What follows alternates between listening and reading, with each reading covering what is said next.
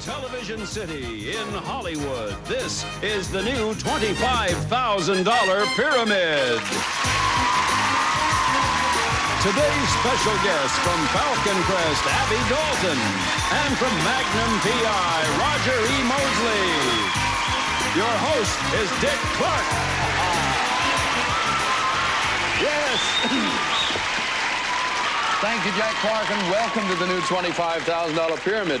We've had a whale of a week here. I don't know if you've been able to join us any one of these days, but we've been giving a lot of money away and having some good fun along the way. Abby, how are you? Fine, thank you. You're a vision of loveliness today. Thank you. It's a dress my daughter brought me home. Really? Yes. I think she has eclectic tastes. It's gorgeous. I mean, between the two of you, it's Christmas time. You're in the red and he's in the green. But let me introduce your partner, Paula Montgomery. And Paula, you're getting married soon? Yes, I am. When does this occur? In end of August. End of August, and your husband-to-be is in the audience? He is. See that you shine brightly today, I'll try. my dear. Much good luck to you. Thank you. Roger, now tell me the truth. You came in from Magnum PI, you were scared on Monday. Now, this isn't half as bad as you thought it was going to be, was it? No, it's twice. Now, the people are going to believe you now. Are you not having fun? Man, I am a nervous wreck. I'm having nervous joy and energy and fun, but I'm still a nervous wreck. Well, you've done beautifully, beautifully. Nan, Nan Rennie, how much money have you picked up here so far? $750. All right, we wish you good luck in the you. next round, and the same to your opponent. The winner's circle awaits the two of you, $10,000 and $25,000 at stake over there. And here are the subjects. A 7-Eleven will come up in the first half of this game somewhere along the line. We have hand in hand, give us warmth, flip your lid, the national defense, safety last, and gossip time, and Abby Dalton picks first. Flip your lid. Flip your lid it is, all right? Please describe these hats. Oh. These are hats coming up. Ready? Go. This is an old poke, pioneer-type hat. Cowboy hat? No. The ladies wore a sun bonnet. This is a type of metal hat Hard hat. That they wore in the Army. A Combat football helmet. Oh, boy. This is what they wear in Tunisia, a cloth. Turban. This is a cowboy hat, not a 5-gallon. 10-gallon. Yeah. Sorry, go ahead. Oh, goodness. Oh, ladies, Okay, that was this is... Please. We can't do any more after that? Paula, I don't know you, but I know Abby. I know she's a better player than that, and you would not be here if you were not an excellent player. Just forget that round. Hope it goes away. Yeah. Maybe the other people will have trouble. That was a very, very unusual disaster for you. I'm sorry. Hopefully it'll pick up. Roger, what would you like? We're going to go, my partner and I, hand in hand. All right, sir. Have long instructions here, Roger. These are things that contain the word hand. You may use the word hand in your description. And Nan, between the two of you, somebody over there's got to say hand. We must hear the entire answer. Hand is part of the answer. Things that contain the word hand. Ready? Go. This is a... Handshake. I'm very... Handsome. What a bank robber says. Stick them up. Put your hands up. What you use to lift up a pot or a pan. A pot holder, a handle, a pot handle. Okay. This is what I use to do my name. Handwriting. The little piece on the clock, the little hand on the clock that goes around and counts off the Minute seconds. hand. Second hand. Okay, 6 out of 7. Score stands 6-3, and Paula Montgomery makes her first choice. Paula? How about give us warmth? All right, describe for your partner these things associated with a fireplace. Things associated with a fireplace. Ready? Go. He comes down your chimney at Christmas? Santa Claus. Right. He comes down this at Christmas, Santa Claus does, the... Reindeer? I just said it. He comes down the... Chimney. Right. And this is what comes up. The fire has large... they're blue at the tip. Sparks. No, the fire is made of many... Logs. The fire itself, they're called separate, and they're blue-tipped, red. Go on. I don't know. This is what you A stick at poker. it. Right. And this is what comes out of the fire, and they might land on your carpet. Spark. Right. Okay. It's flames. Flames. We have the national defense, safety last, and gossip time as your choices, Nan. The national defense, please. The national defense it is, and you are to describe for Roger these things associated with the Army. Things associated with the Army. Ready? Go. Not a major, but a... Captain, colonel, sergeant, higher. general, Right. And the show that was on TV, Alan Alda. MASH, Right. And you blow it, it's a horn. bugle, Right. And stars and blanks. Stripes. Right. And the five-sided figure in Washington, D.C. where the government... Pentagon. Right. And the people who march, they shoot the Soldiers. gun. They're in, not the The out, Army. but the... Not the out, the opposite of out is... in. And the in... Right, the Infantry. infantry. That was hard. Nan, you have 11 points. Paula, you have 7 points. You're trailing, and I should tell you, underneath one of these last categories, they'll turn up a sign 7-11, and I will explain it should it happen. Which one would you like?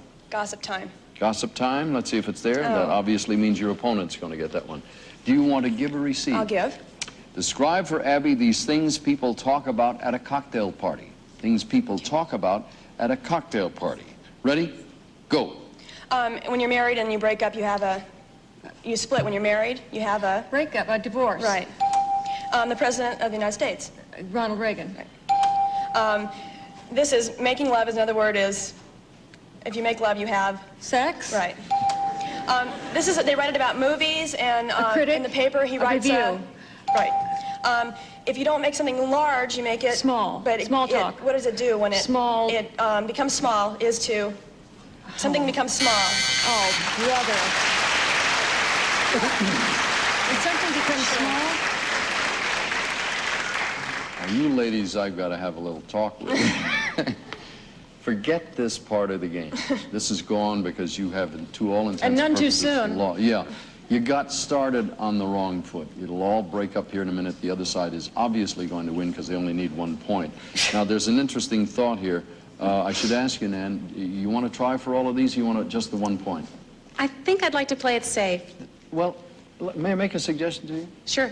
It doesn't really matter. If you want the $50, you'll win the game and get $50. But if you want to try and risk losing the $50, you could win $1,100. I see. Yes, let's go for all of I'm it sorry, I'm a little better acquainted with the odds. You might as well try for them all. The only thing you lose is $50. I shouldn't talk you out of it. No, you didn't. You want to go for the whole hog? Right. Good girl. Okay. All right. So we're gonna let the clock run now, but you only need 12 points. You Fine. do understand? You want your partner to give? Please. Roger, describe these things that are dangerous. If you get a score of 18, she will have won a bonus. 12 is the winning point. Things that are dangerous. Ready? Go. It's in the jungle, it roars. Tiger, King of lion. the beast. Lion. Not Dr. Jekyll, but Mr. Hyde. please don't do this. Don't smoke. Little eight-legged thing that crawls Spider. up your... Spider. Okay, TNT. Dynamite. Not your friend, but your... Enemy. If you're not going too slow, you're... Fast. Going too fast, you're speeding. Yes, there you go.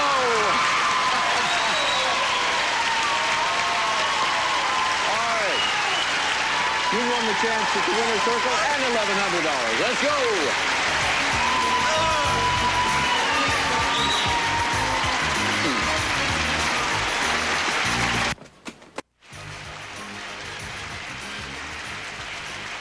Okay, once again, here we go. Nan, I should clarify one thing. When I talked you into going for the whole hog there, I didn't mean to do that because they corrected me. You could have gone along at $50 a throw and missed one and picked up 6 or 5 answers and so forth. And had that happened, they would have slapped my wrist and given you the $50 an answer because I really pushed you into the other. I didn't realize, of course, I thought you'd give one answer and quit. And you didn't know what I was talking about. Anyway, you got the $1,100 bonus, so that's the good part. We're going to try for $10,000. You both ready? Right. Let's do it. Here is your first subject. Go. The lens... Parts of a camera. Genesis, Exodus, Books of the Bible. Leviticus... Juan, Meredith... McRae's. Mary's. Juan, Meredith... Don's. Yes. Pencil, typewriter, Things you write with. papers. Things you type on. Things you use in school. Things you use to correspond Move with. on. Next, please. bills, rent, Things you pay. the sun, Things that shine. the sun in the morning, Things that rise. Go back. ink blotters, typewriters. Things on a desk. Yes. Roger, that was a shame. I know You don't need to tell. you all need to They would tell me anyway. Evidently somebody did need to tell No, me. they would accept the morning Yeah, sun, but the the morning sun in the sun. morning leads her to Sun in say the things morning. that rise, and that. I knew it when I said it. I was going to choke myself, but the straps held me down. Do you believe this? Now I know where you got these Will straps. you stop? This is guys who would commit suicide when they make a stupid mistake. No, don't just drop it. It doesn't. You've done very well. Is that $750, folks? Isn't that when the one isn't? See, Great. people are now writing me to say if the top one is gone, everything else is $750. How many years do you have to do the show before you'll know that? That's $750. We'll be right back.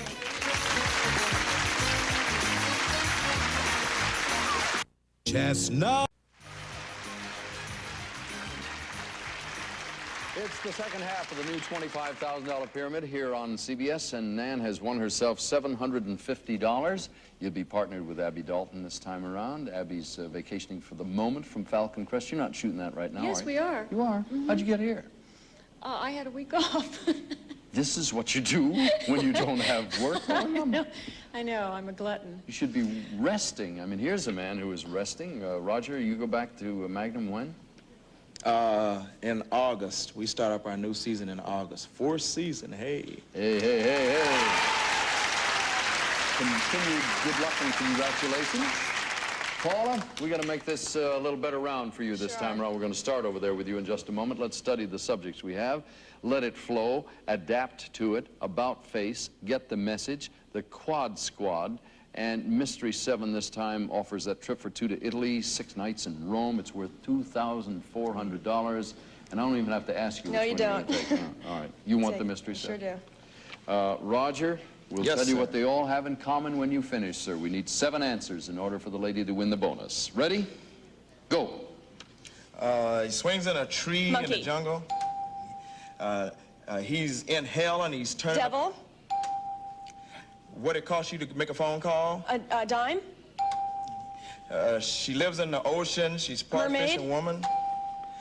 The little lamb in the fairy tales. Little Bo Peep, The deer. Bambi, This roams around in the swamp. He's got big Alligator. jaws. The dog in Peanuts. Snoopy.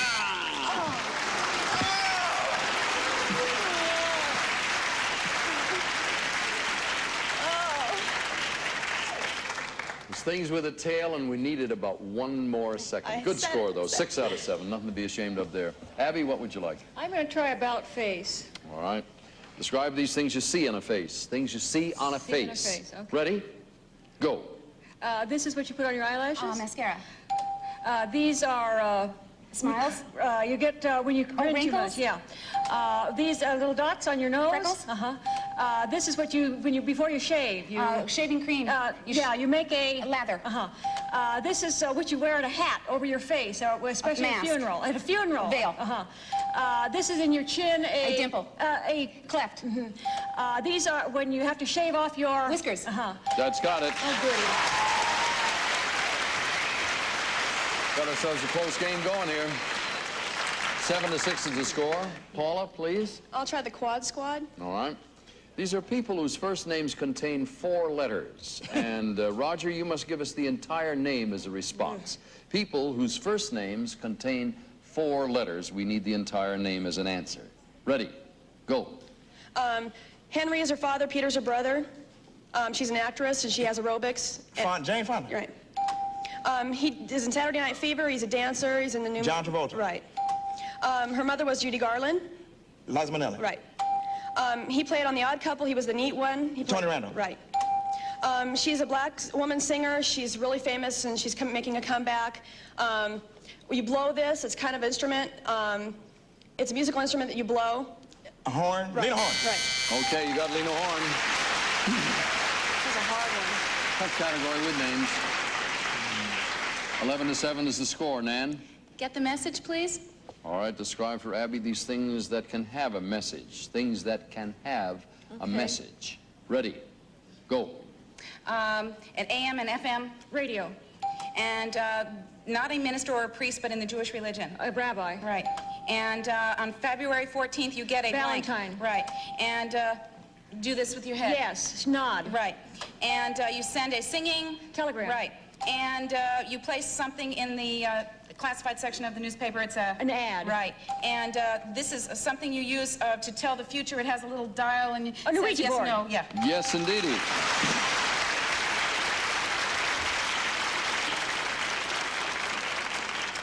Score stands at 14-11, Paula. It's not over yet. There's still a good round to go. We have Let It Flow and Adapt to It. Which one, please?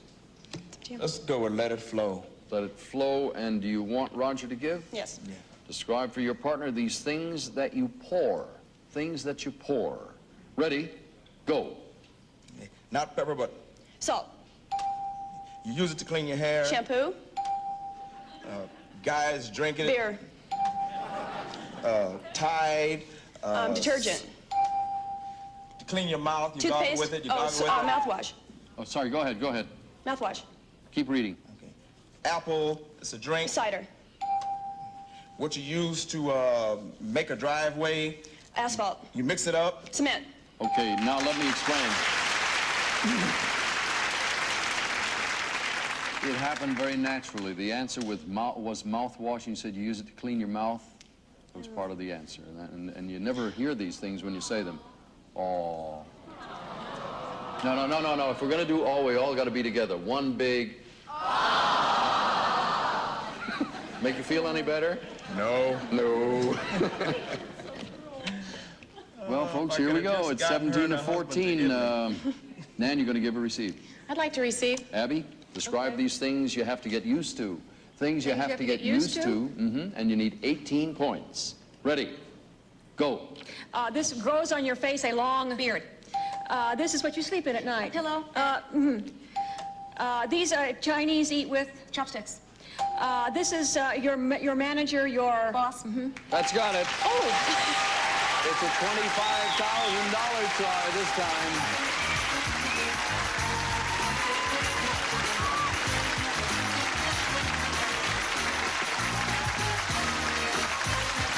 Come on, let's play. That's right. We can cover it either way. We're just talking about the fact that Nan has a young child and is expecting another, and have you picked the names? If you win the $25,000, we'll consider Abby. Now, that's good for a boy or a girl. Now, we'll dedicate this to your present child and your future child, and keep our fingers crossed for $25,000. Here's your first subject. Go. Diamonds. Jewelry. Gems. Well, if I don't get home before midnight... What your husband says? If I don't get home before midnight... Oh, what Cinderella I'll turn says. into a pumpkin, yes. Worcestershire. Sauces. A black cat. Things that are superstitious. A You don't want to cross your path. Witches things. Ladder. Don't go under. Superstitions that... A black cat. Friday the 13th. Unlucky things. Philodendron. Plants. A road map. Things you read. A flashlight. Things that show you the way. Things... Change. Change. Your tires, your car, things you keep in your road car. map. Things you keep in the glove box. Hey,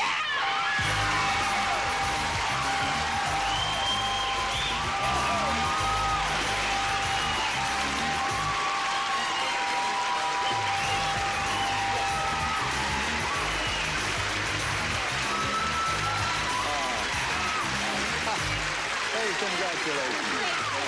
Please sit here. Be sure if you'll come over here.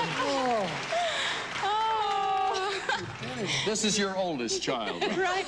This is my husband, Jim, who took the day off work to come down and be with me. Was it worth it, Jim? I think so. Yeah, I hope so. You know, talking about winning the $25,000, you got to just, as a joke, keep Abby in the running for a I name. certainly am. May end up being something else, so well, at least she'll know she was thought of. But I won't hate you if you don't. Okay. What runs through your mind when you sit out in the audience and you see your wife up here sweating bullets and worrying about all this stuff? Were you on the edge of your chair? Oh, every minute. Yeah. Did you think she'd win the money? I know she could do it, but it all depends on what category comes up. Or... Well, you sure had your head together. Congratulations. $25,000 win. We'll be right back.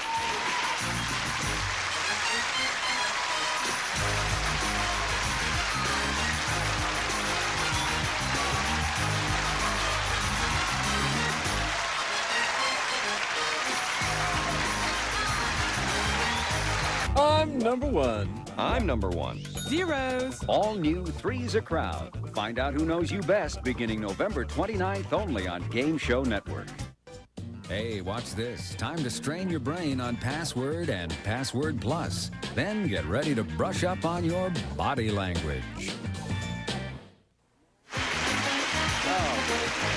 Nan, you just won $25,000 over there. We add that to your pride, the $1,100 I conned you into. Thanks. You got $26,850 in total winnings. Congratulations. Thank you so much. Abby will see you tomorrow. Roger will see you tomorrow. Paula, consolation gifts. Thank you so much for joining us. For now, Dick Clark, so long.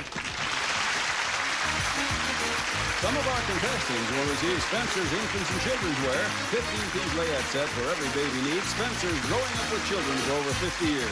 And be everything you can be with Mary Kay Cosmetics, skincare and glamour cosmetics, presented to you in your own home by trained beauty consultants. Mary Kay Cosmetics. Plus, Coil brings relief to summer's little hurts, sunburn, minor burns, cuts, scratches, insect bites with the pain-fighting ingredient benzocaine. Coil by Blistex. Use as directed. Also, Glade Smoke Away, a tough glaze specially formulated to eliminate smoke odors, instantly make your home fresher.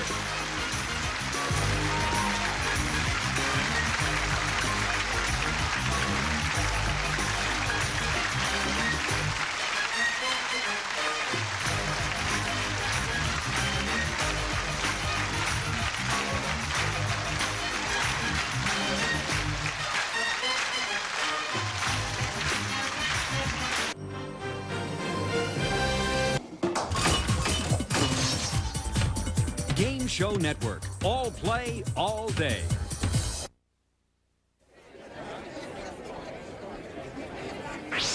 This is Jeopardy! Now entering the studio are today's contestants. A writer from Los Angeles, California, Brad Gagley. An attorney, originally from Texas, Rosemary Woodlock. And our returning champion, a law student originally from Hacienda Heights, California, Jeff Sugo, whose cash winnings total $7,000. And now, here is the host of Jeopardy, Alex Trebek. Thank you, Johnny. Thank you very much. Hello, ladies and gentlemen, and welcome once again to Jeopardy. I guess this is almost legal week here on our program. We've had a lot of attorneys or law students as contestants. Our current champion is a law student. He did very well on the last program, and now it's up to Rosemary and Brad to see if one of you can replace him. It can be done. Very difficult to be a 5-time undefeated champion this season on Jeopardy. Good luck to all three of you. Let's go to work. The board will go in motion. I'll remind you as it does that there will be just the one daily double in this round to assist you. Tougher answers at the bottom, easier ones at the top in these categories: Ancient America, Gilligan's Island, 5-letter words, music, middle names, and finally, heraldic beasts. Jeff, you are the returning champion, so you go first. Gilligan's Island for 100, please. All right. According to the theme, the tour was supposed to last just this long. Jeff? What is 3 hours? That is right. Gilligan's Island for 200. This character named Roy Hinckley was the only one who slept alone. Jeff? What is the professor? Correct again. Gilligan's Island for 300. The only cast member to come into the show with performances that drew 2 Academy Awards. Who was Jim Backus? He came in as the voice of Mr. Magoo, and in that capacity won a couple of Oscars. Jeff, select again. Gilligan's Island for 400, please. The answer is creator Sherwood Schwartz's first choice to play Gilligan was this star of My Mother, the Car. Brad. Who is Fred Gwynn? Sorry, that's wrong. Jeff or Rosemary? Who was Jerry Van Dyke? Jeff, go again. Gilligan's Island for 500, please. Last clue in the category. In the second animated series, the group left Gilligan's Island and landed here. They landed on Gilligan's Planet. All right, so much for that category. Jeff? Yes. We'll try music for 100, please. First clue. Number of beats to the bar in music marked three-quarter time. Jeff? What is 3? Yes. Music for 200, please. An important part of this country's classical music is the raga. Rosemary? India? What is India? That is right. You have control of the board. Music for 300. A flourish of trumpets. It sounds like the price charged for a baseball booster to board a bus. Brad? What is a fanfare? You're right. May I have Ancient America for 100, please? Certainly. These equines disappeared from North America some 8,000 years ago and were brought back by white explorers. Jeff? What are horses? That is correct. Music for 400, please. Back to that column. From the Italian diminutive of book, the book of an opera or musical comedy. Brad? What is libretto? Libretto is right, and you're now plus 300. May I have Ancient America for 200, please? At the height of glaciation, the amount of ice in North America exceeded that on this icy continent today. Jeff? What is Antarctica? Correct. Music for 500, please. Last clue in that column. A koto is a Japanese zither with strings made of this. Strings are made of silk. Produce a lovely sound. Jeff, select again. Heraldic beast for 100, please. Starting it off with this. The Bahamas coat of arms sports this pink bird. So do the credits for Miami Vice. Brad. What is a flamingo? That is right, and that brings you to 400, puts you in second place, and it brings us to our first commercial break of the show. We'll be back with more of the first round on Jeopardy following this.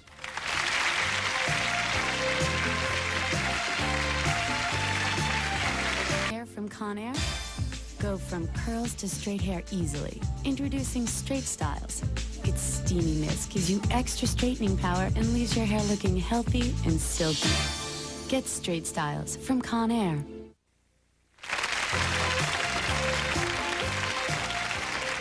Welcome back. Let's spend a few moments with the players. First of all, Brad Gagley from Los Angeles, who was introduced as a writer. What kind of a writer? What kind of works do you do? Histories, actually. I just completed one about a group of sisters who make their home in Orange County. Sisters of St. Joseph of Orange. Oh, an order? Yes. And the history goes back to when? When did they first come? They went back to 17th century France, and I just went there and did some research. Oh, good for you. You're picking interesting subjects. Nice to have you on the program. You've got $400. Keep it going. The lady next to you, Rosemary Woodlock from Texas. It says here you did some hiking in the Himalayas? That's right. Did you go to Kathmandu? Yes. Spent about a week there, but then started at about 1,800 feet, went around Annapurna Mountain, and finished off at about 19,000. Oh, hello. 20 days. That must have been exciting. It was wonderful. I was in the Himalayas in a place called Pokhara. Are you familiar with that? Yes, that's where we ended up. That was where the bus picked us up to take us back. I was there in the hospital after getting a little case of food poisoning, so I didn't do much hiking. Your experience was probably more enjoyable than mine. Let's say hello now to Jeff Sudo, our champion from Hacienda Heights, a law student with $700 at the moment. Have a couple of unusual ambitions, according to my information here. Tell the folks about that, Jeff. Well, when I was a kid, I either wanted to be a United States Supreme Court Justice or one of the Pips. Hey, sounds good to me. And now that you're much older, of course, how have your ambitions changed? I've dropped the justice idea. All right, nice going. Brad, you're in control of the board. You gave us the last correct question, so make the next choice for us, please. Thank you. May I have Ancient America for 300? Certainly. As far back as 5000 BC, this was the most important crop grown in what is now Mexico. Brad? What is maize? Maize or corn, yes. May I have Ancient America for 400? Mayans played a sacred game on special courts using a ball made from this substance unknown in Europe. Brad? What is chicle? No. Rosemary? What is rubber? Rubber, yes. Ancient America for 500, please. The answer is, since Aztec POWs were sacrificed to the gods, their method of warfare was meant to do this, not kill. Jeff? What is stun? No, I want you to be a little more specific than that. What is capture? Capture prisoners, yes, that's it. That's what we were looking for. Go again. Let's go back to heraldic beast for 200, please. The answer there is, this beast has adorned the Holy Roman Emperor's arms and Merv's stationery. Rosemary? What is a lion? No, sorry. Brad? What is a griffin? Griffin, yes. May I have 5-letter words for 100? Starting it off with this. Her close ties to this really burned up Joan of Arc. Brad? What's a steak? Yes. 5-letter words for 200. Answer. The first ordinal number with 5 letters. Jeff? What is 8? No, sorry. Rosemary or Brad? Brad? What's 3? No. The first ordinal number is first. Brad, select. 5-letter words for 300. The answer is a daily double.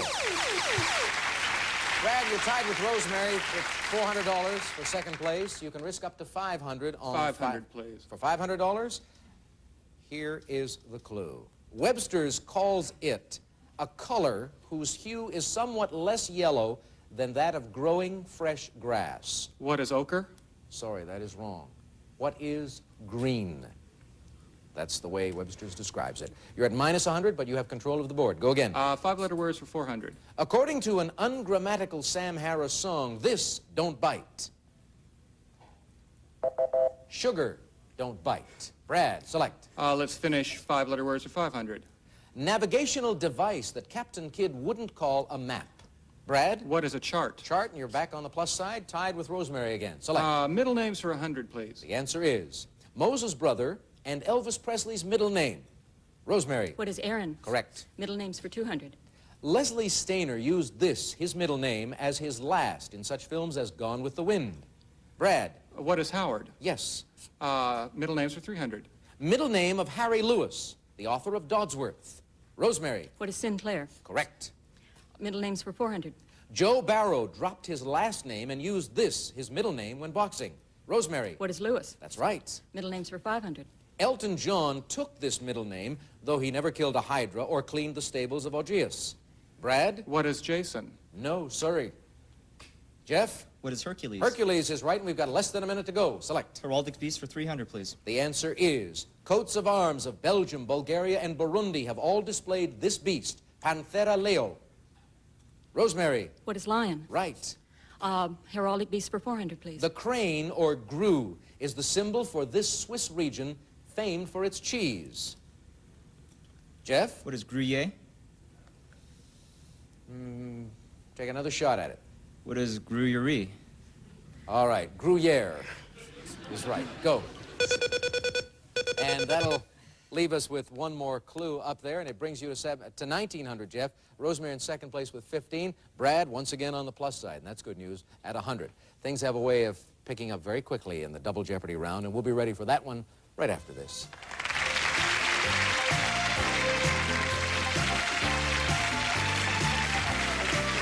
For a new product or how to improve it. You're in control of the board. Take a category. $10,000. Here's your first subject.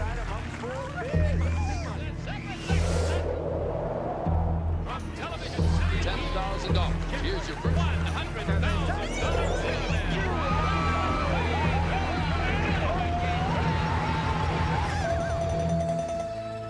Game Show Network.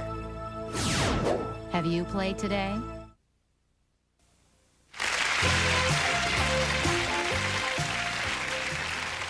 All right, we're ready to go in the Double Jeopardy version of our game, in which there will be 2 daily doubles, assisting the players to add to their winnings. First of all, the dollar figures into the monitors. Lots of blue and yellow. Now, blue and red with the categories. Authors, wars, swimming and diving, movies, the 1890s, and finally, in quotation marks, yes or no. And that means that either one of those words will appear in all of the correct responses. Brad, you're in third place with 100. You make the first selection. Movies for 200, please, Alex. The answer is Olympic weightlifting silver medalist Harold Sakata played Odd Job in this James Bond film. Jeff? What is Goldfinger? You are correct. Authors for 200, please. The answer is, perhaps seeking peace after fathering 13 kids, this War and Peace author advocated chastity. Jeff? Who's Tolstoy? Right. Authors for 400, please. To amuse his mother, he hid in his pockets bats, which he'd found in a Hannibal cave. Rosemary? Who is Mark Twain? That's right. Authors for 600. Polish-born Józef Theodor Konrad Korzeniowski wrote Typhoon under this name. Jeff? Who's Joseph Conrad? That is right. Authors for 800, please. Perhaps Edgar Allan Poe's flair for the dramatic came from this, his birth parents' occupation. Brad? What is acting? That is right. They have authors for 1,000, please. The last one is last name of English sibling poets Edith Osbert and Sacha Verrill. Brad. What is Sitwell? Sitwell is good for 1,000. Nice going. You're up to 1,900. You're tied with Rosemary for second place. You trail the leader by just 1,000. Go. Movies for 400, please. The answer is, before fame in National Velvet, Elizabeth Taylor was in this Collie classic. Brad. What is Lassie Come Home? Right again. Movies for 600. She starred as the I in I'll Cry Tomorrow and I Want to Live. Brad. Who is Susan Hayward? Right again. Movies for 800. Universal and United Artists turned down this script, but the film smashed box office records in 1977. Rosemary. What was MASH? No, sorry, that's wrong. Jeff? What is Rocky? That, too, is incorrect. Brad? What is Star Wars? Star Wars, yes. 20th Century Fox bought it and released it. Select again. Movies for 1,000, please. Last clue is, in 1899, he played in Ben-Hur on Broadway long before becoming a silent screen cowboy star. Rosemary. Who was Tom Mix? Sorry, that's wrong. Brad? Who's William S. Hart? That is the right response for another $1,000. And you've got the lead at 4,700, Brad. Where to now? May I have Wars for 200, please? Certainly. Some U.S. official records call it the War of the Rebellion. Jeff? What is the Revolutionary War? No. Rosemary? What is the Civil War? That is correct. Wars for 400. In 1799, during the war against Turkey, his army discovered the Rosetta Stone in Egypt. Brad? Who is Napoleon? Right. Wars for 600. The answer is an Audio Daily Double. You're on a roll, Brad. You can keep it going. You can risk any or all of that amount. 1,500, please. For 1,500, the category is Wars. Here comes the music. And the clue. According to the following song, he's the cause of all the wars in history. Who's a universal soldier? We didn't have to get to the vocal. All right, good for you. That's a right response. And you go to 6,600. Wars for 800, please. Buffalo, New York was destroyed in this war. Brad. What is the War of 1812? Right again. Wars for 1,000, please. A revolution broke out in 1905 as a result of Russia's defeat in this war. Jeff. What is the Russo-Japanese War? Correct for 1,000. Swimming and diving for 200, please. Starting it off with this, the varsity match, the world's oldest swim meet, is held between these two English universities. Jeff. What is Cambridge and Oxford? Right, since 1891. Swimming and diving for 400, please. In judging a dive, these two marks are thrown out. Jeff. What is the highest and the lowest? Right again. Swimming and diving for 600, please. In diving, one of the two heights above the water for a springboard. Jeff. What is the 10 meter? No, sorry. Rosemary or Brad? Springboards are either 1 or 3 meters above the water. Jeff, you're still in control. I'm sorry, swimming and diving for 800, please. One of two strokes where the finishing touch in a race must be made with both hands. Jeff. What is the butterfly? Or the breaststroke. Right again. Swimming and diving for 1,000, please. Now a sportscaster. At 13, she was the youngest member of the American team in the 1960 Olympics. Jeff. Who is Donna De Verona? That's good for another $1,000. And boy, did you make a fast move. You're up to $4,700. You have control of the board. Where to? Yes or no for 200, please. Right-hand side. It said he lived to be 950 years old, including 350 after the flood. Jeff? Who is Methuselah? No, sorry. Rosemary? Who was Noah? Noah's right. Your yes choice. Or no for 400. The Lone Ranger announcer asked listeners to return with us now to those thrilling days of what? Rosemary? What is yesteryear? Right. Yes or no for 600. A subordinate who indiscriminately agrees with a superior. Rosemary? What is a yes man? Right. Yes or no for 800. From Latin for 9, it's a Catholic devotion that's repeated 9 times. Jeff? What is a novena? Right. Yes or no for 1,000. The last clue is, its chemical name is p-aminobenzoyl diethylaminoethanol hydrochloride. And I will not say it again. No one? What is Novocaine? And I might need some soon. Jeff, select. How about 1890s for 200? Let's see if we can roll through this category. In 1892, at the age of 53, WCTU founder Miss Frances Willard learned to ride one of these. Jeff. What is a bicycle? Bicycle is right. Less than a minute to go. 1890s for 400, please. In 1896, the director of the Sorbonne Psychology Lab, Alfred Binet, devised this test. Jeff. What is an IQ test? Right again. 1890s for 600, please. Answer. Second and final daily double in the round. You're trailing Brad by 1,500. We're running out of time. How much do you want to risk? 700. For $700, here is the clue for you. The Chicago Exposition celebrated the 400th anniversary of this. Who are the Cubs? That's not a bad response, but it's incorrect. It was called the World's Columbian Exposition, and it was celebrating the 400th anniversary of the discovery of America by Christopher Columbus. You go down to 5,200. You're still in control. Select. 1890s for 800, please. The answer is, after previously suggesting that Jews convert to Catholicism, Theodor Herzl founded this movement. What is Zionism? And the last clue is one that shall remain hidden. We will not get to it, but boy, did we have ourselves a good time in the Double Jeopardy round. Brad in the lead, Jeff in second place, Rosemary's still alive. Remember, the player with the most cash at the end of Final Jeopardy gets to keep it and becomes our champ. The others receive these prizes. Today's second-place contestant will receive a 6-piece oak bedroom for you by Broyhill. Add warmth and beauty to your bedroom with this cannonball bed, dresser, chest, and nightstands, all in an Americana design by Broyhill. And a gift of quality from the company store. Your choice of natural white European down comforters, pillows, designer outerwear, and more from the company store. Today's third-place contestant will receive the Graphite Fox WD-210 tennis racket. Delivers maximum ball control without loss of power, designed by Warren Bosworth for the competitive player from Fox Tennis Rackets. And now let's go back to Alex Trebek. All right, and today's Final Jeopardy category is this. Africa.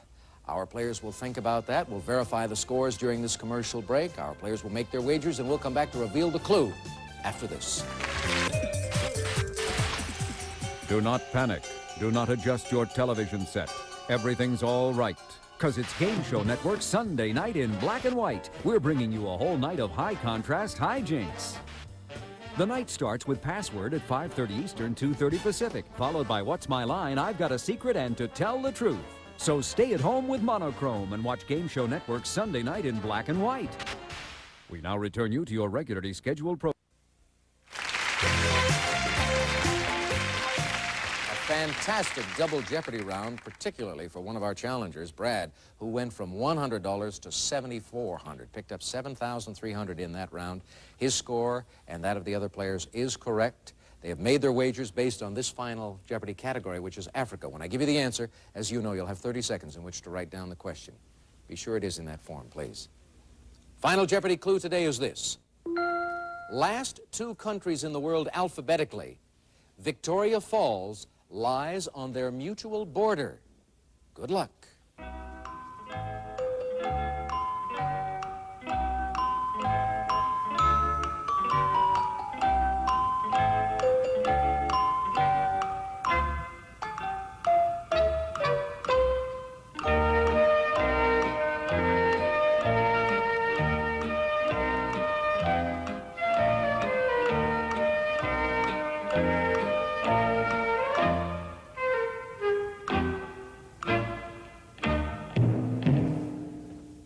Now we're going to begin with Rosemary. You were in third place with $1,500. Let's see if you got the correct question. What are Zambia and Zaire?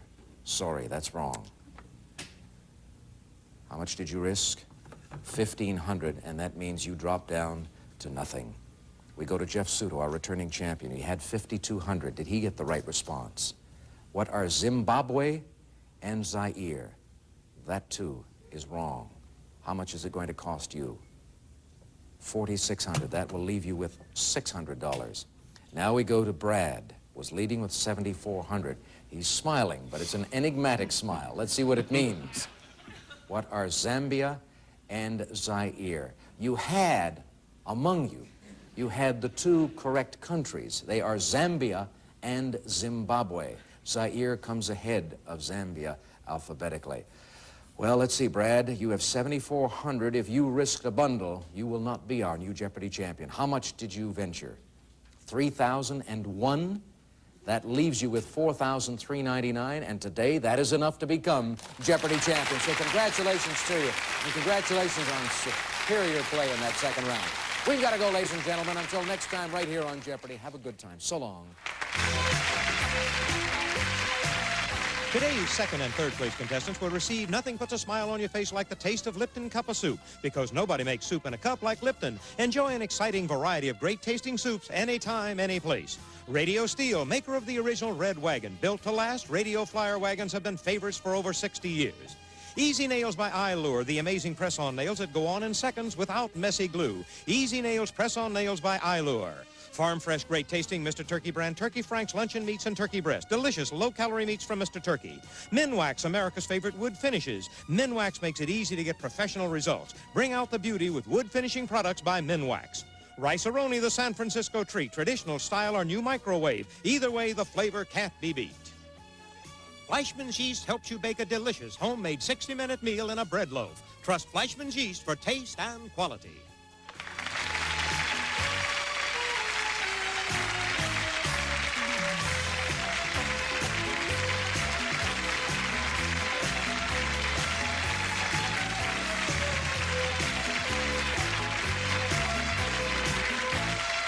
This is Johnny Gilbert speaking. Jeopardy is a production of Merv Griffin Enterprises and is distributed by Columbia TriStar Television. From Hollywood, it's everybody's game of strategy, knowledge, and fun. It's Tic Tac Dough. And now, here's our host, Lee Martindale. Thank you very much. Thank you. Thank you, Charlie O'Donnell, and thank you, ladies and gentlemen. Welcome to Tic Tac Dough. Yeah, why not? Welcome to our show where we give away dough for lining up X's and O's on our big computerized board.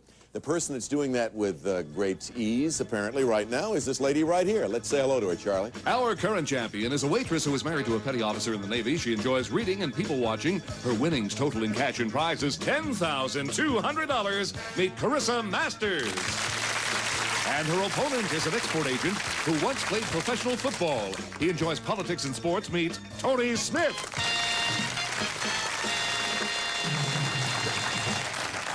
Tony's our ex-football player, right, Tony? Ex. Give us a little bit about your football career again, just to remind everybody you played for and... University of Michigan. We, like I said earlier, we had won 2 Big Ten championships and played in the Rose Bowl out Who'd here. you play in the Rose Bowl? We lost to Stanford 13-12 on a field goal with 36 seconds left. He remembers. Exactly. Those are the things you don't forget, right? Never. You carry them with you all through your life. What year was that? That he forgets. The score? Was 72. And pro-wise, you played for the 49ers? 49ers, and up in Canada, and also in Memphis. Right. Yep. Well, good luck to you as Thank we you. continue here. Big football player. Carissa Masters is our champion. Welcome back, champ. Carissa has won $10,200 so far in cash and prizes. Carissa, a waitress who's married to a Navy man up in San Jose, right? Yeah. Is that where he's stationed? Well, yeah, he's going to school there right now. Yeah. And you've won some nice prizes around you. You won a trip to Hawaii, did you not? Uh-huh. And that's where she was born and raised. Yeah, I was raised there. I was born here, but raised in Hawaii. And you also just told me you have, yes, what my name was. My real name is Winston, and you told me with tongue-in-cheek that she has a friend who has a dog named Winston. And that made me feel great. Started my day off right, certainly. Cute dog, of course. Yeah, very cute. Absolutely. Let's play the game. Here we go. Carissa and Tony. Let's play some tic-tac-dough. We ran out of time last show, so Tony didn't get started. Carissa has played the game. Let's take a look at the board. The subjects for this match are going to be sex symbols, challenge category, art, comic books, quotes, auction, maps of states, bonus category, and astrology. All right, Carissa, let's begin. Oh, let's go with quotes, please. Quotes in the center it shall be. In 1863, this American president delivered a famous speech on the site of a battlefield. The speech contained the words, "We have come to dedicate a portion of that field as a final resting place for those who here gave their lives that that nation might live." Carissa, name the president and then name the site of this famous speech. And I'll let you think about it for a few seconds first.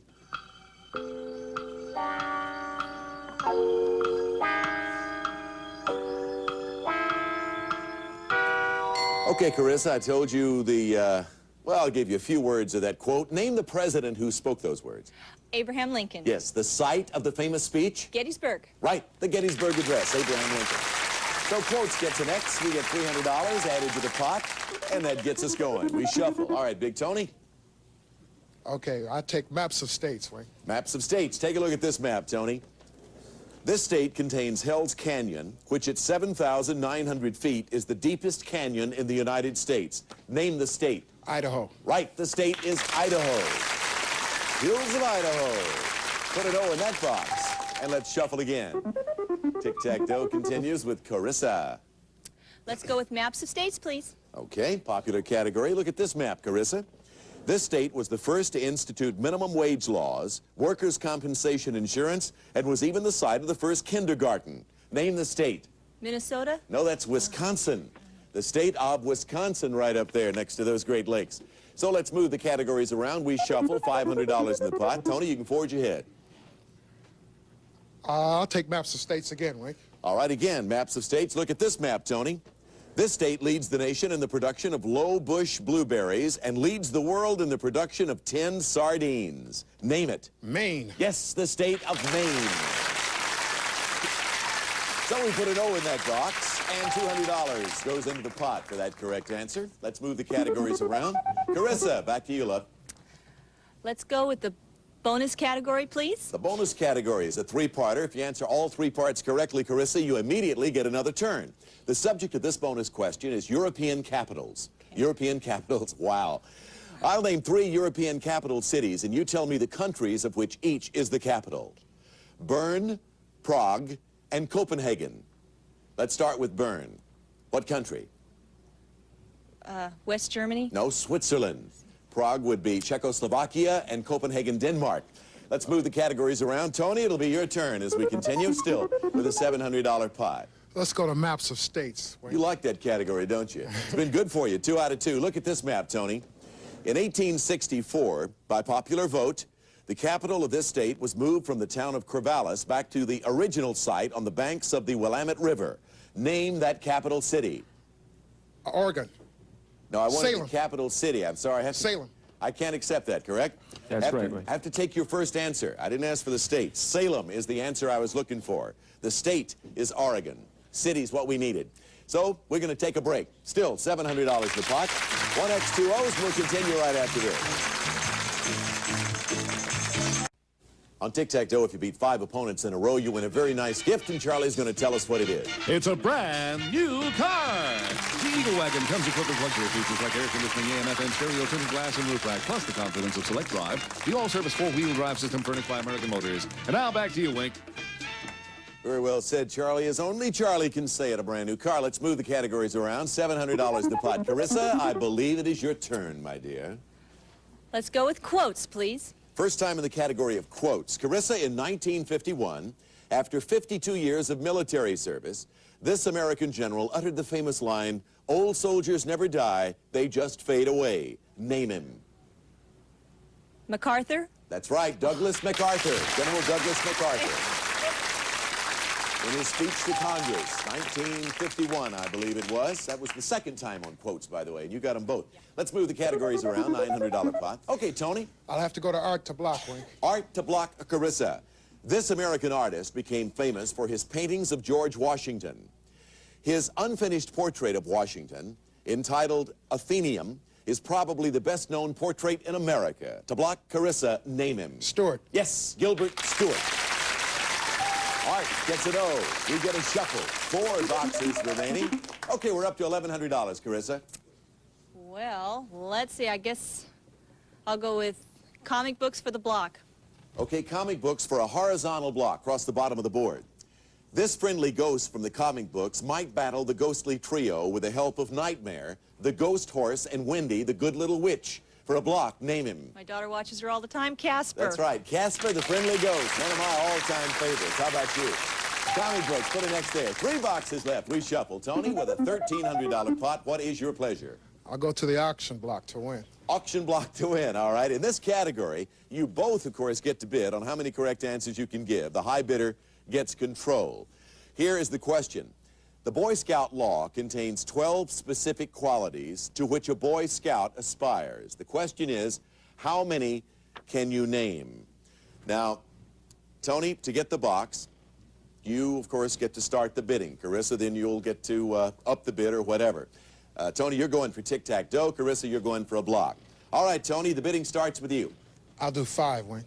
You bid 5. Carissa, you want to better that bid? Oh, no. Boy Scout, I'm not. All right, Girl Scout, maybe. Boy Scout, no. All right, Tony, you must make your bid of 5 answers. Any incorrect answer, and Carissa need only give 1 additional answer to win the box. Of course, Tony, if you answer correctly and get your 5 answers, you'll have tic-tac-dough, and you'll pick up $1,500 and, of course, the championship. Again, the question, the Boy Scout law contains 12 specific qualities to which a Boy Scout aspires. You said you could name 5. Tony, begin. Trustworthy. Trustworthy is 1. You need 4. Loyal. Loyal is 2. You need 3. Clean, brave, and reverent. 3. You need... reverent is... All right, you got 2. You need 1 more. Brave. Excuse me, he gave 5 answers. You are right, and you have tic-tac-toe.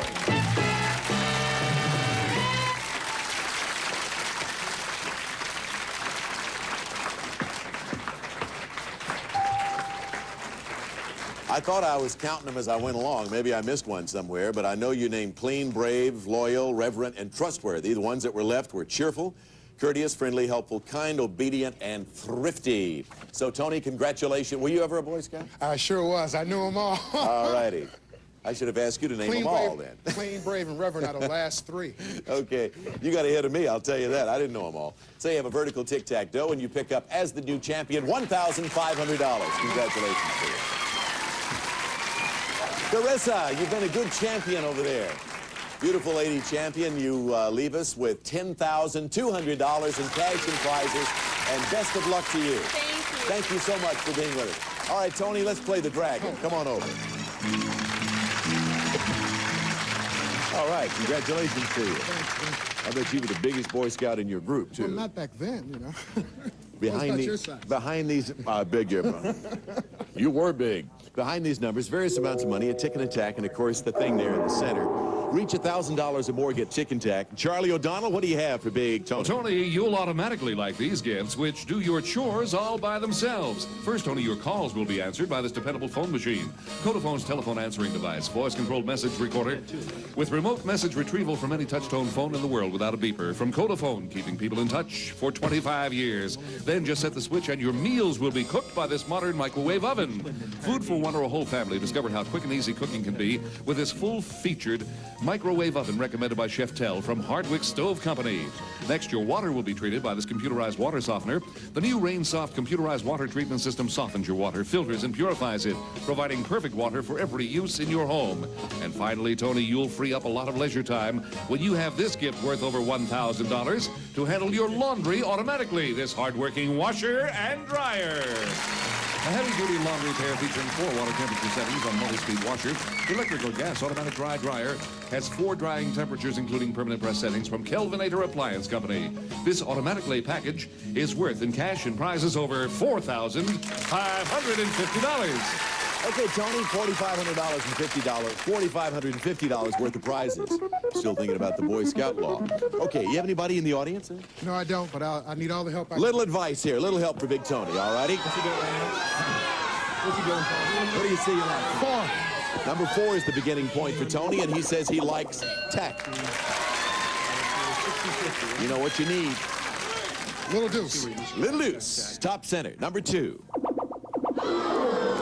So maybe you didn't need those prizes. They were nice. Oh, well, next time. Next time. All right. That's good positive attitude. Let's take a look at the rest of the board. Tack you had, tick you needed, and it was behind number 8 on the board. However, Tony, you have won, what, $1,500 in cash? You'll take it, right? Roll those dice. Hey, don't go away. We're going to stay right here for a second. We'll be back in a moment as we continue, and he meets a new opponent. Don't go away. I just want to do this. Take a second to do this. Tony, just for fun, you've already won now. Reel them off for me. Let's see how many you reel off in a hurry. The Boy Scout. Trustworthy, loyal, helpful, friendly, courteous, kind, obedient, cheerful, thrifty, clean, brave, reverent. He got them all. How about that? All right. See, you thought you were too old to remember those, right? All right, we want to meet a new opponent now. Who do we have, Charlie? Wink, she's a teacher whose interests include politics and ballet. Meet Marianne Scully.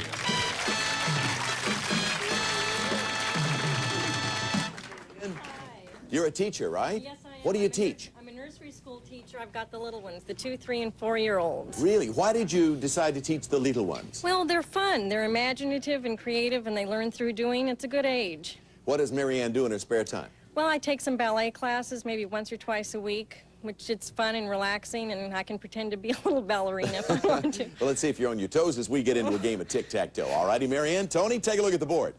This time we're dealing with Suitable titles: Seesaw, General Science, Odd Names, The Bible, Opponent's Choice, Faces, Jump In category, and Animal Stars. Tony, here we go. I like to go with Faces. Faces it will be then. Your choice, here it comes. Look at this picture. In 1984, this man changed careers and was named Time Magazine's Man of the Year. I want you to give me his name. Uberoff. Yes, Peter Uberoff. Peter Uberoff, of course, the head of the Los Angeles Olympic Organizing Committee. What's his new job, Tony? You remember that? New Commissioner of Baseball. That's right, Commissioner of Baseball. Faces, place an X there. $200 in the pot. See, I'm making you work overtime, Tony. Marianne, select, please. I'll try Faces. All right, again, the subject Faces. Look at this one then, Marianne. This man was the conductor of the Boston Pops Orchestra for almost 50 years. Name him. Fiedler. Yes, Arthur Fiedler, the great, late Arthur Fiedler. Great man of music. From Boston. Faces gets an O. We get a shuffle. Tony, back to you. Pardon me. Is that Faces, please? Faces again, 3 times in a row. Look at this picture. In 1984, this pop duo released Big Band Boom, the latest in a decade-long string of hit albums. Name either one of them.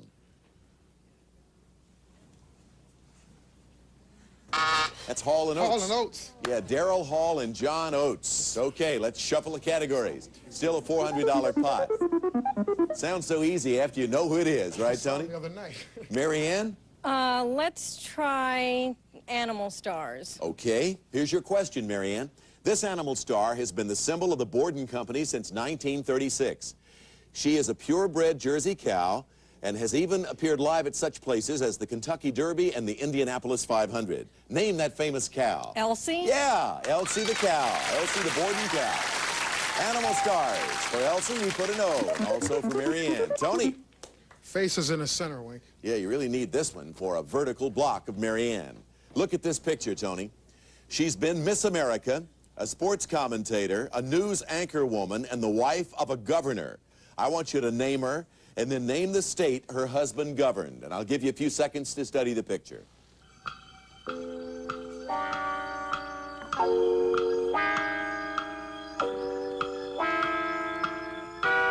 Who is it, Tony? George. Yes, Phyllis George. Name the state that her husband governed. Kentucky. You have it, and you have the block.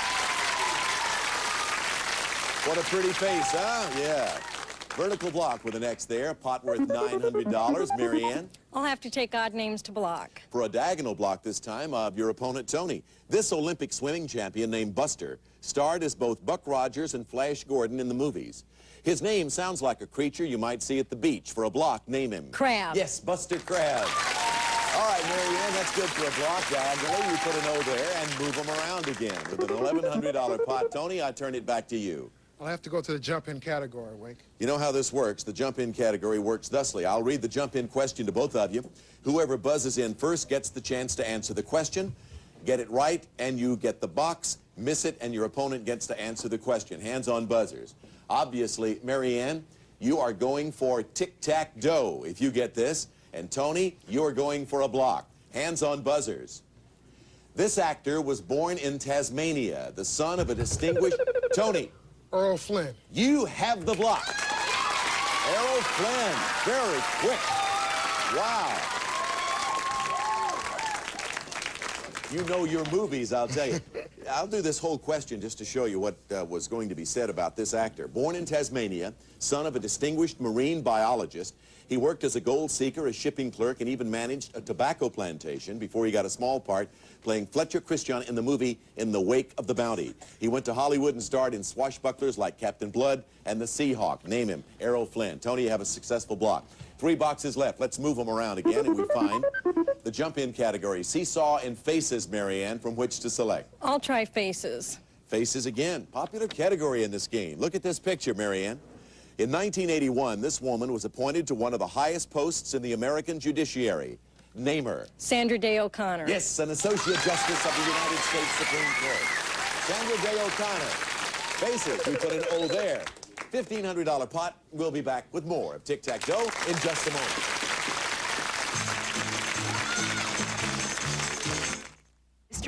I'm concerned about my cholesterol. Got a bike. Cutting back on junk food.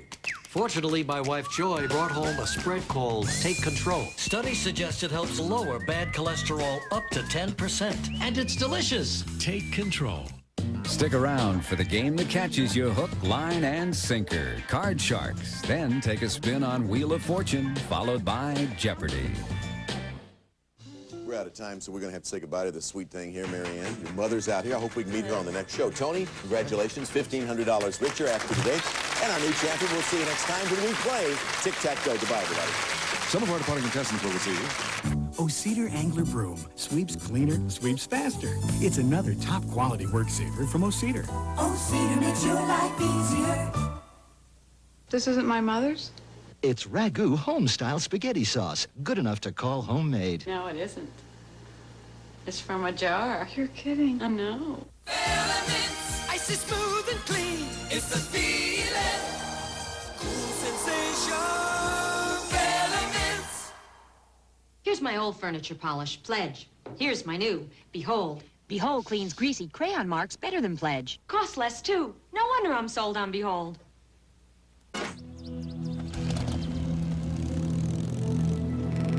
Adrenaline is produced by A, the pancreas, B, the liver, C, none of the above.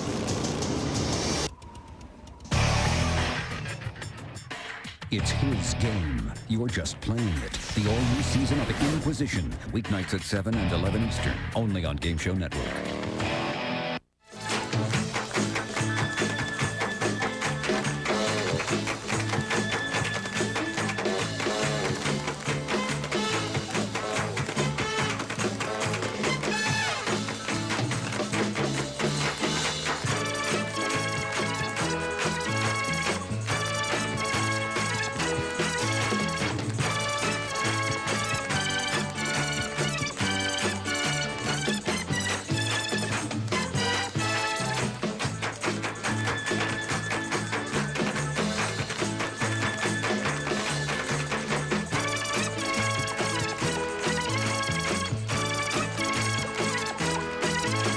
Tic Tac Dough is a Jack Barry and Dan Enright production.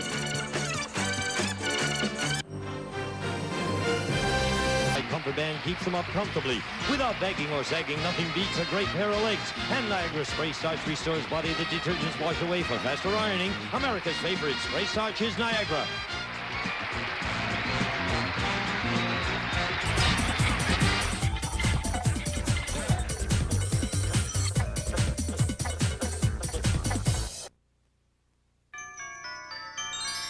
It's time for the Newlywed Game. More silver anniversary moments of love and laughter.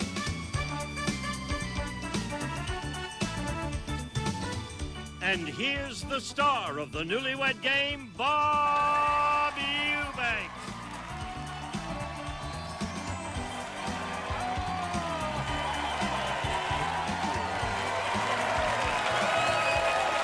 So wonderful to see you guys all again. All right, thank you. You know, back in the mid-'60s, I was a disc jockey at radio station KRLA in Los Angeles. And any morning you could turn on the radio and you could hear me there, and I was doing my disc jockey thing. I'd do things like, you know, at 17 minutes after 9 from KRLA, I'm Bob Eubanks. Anyway, so one day I got this call from a television producer named Chuck Barris. He said, you know, he's the same guy who did the Gong Show. He said, I want to see you. I want to talk to you. So I went and I met Chuck, and I did my regular disc jockey. Hi there, I'm Bob Eubanks, 17 minutes after 9, 64 degrees in Los Angeles. Here to the Beatles. Anyway, he said, no, Bob. He said, I don't want you to do any of that disc jockey stuff. He said, I want you to be a game show host. He said, I want you to be the Wizard of Whoopee. I want you to be the Mogul of Marriage. I want you to be the Ringmaster of Romance. Before I knew it, I was in Sarasota, Florida, working for Ringling Brothers. But I knew that I wanted to be a game show host, and I wanted to host the Newlywed Game. Well, I got to tell you, I was so frightened and so scared. This is the true story. After the first show, Chuck Barris came to me, and he said, Bob, you just went a half hour without blinking.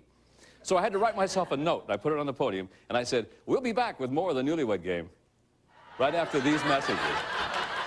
Anyway, since then, throughout all these years, I've learned to blink, I've learned to talk a little more slowly, and I can certainly say, here's our first classic moment from the Newlywed Game. Ladies, question number one, do you prefer the sound of your new last name or your old last name?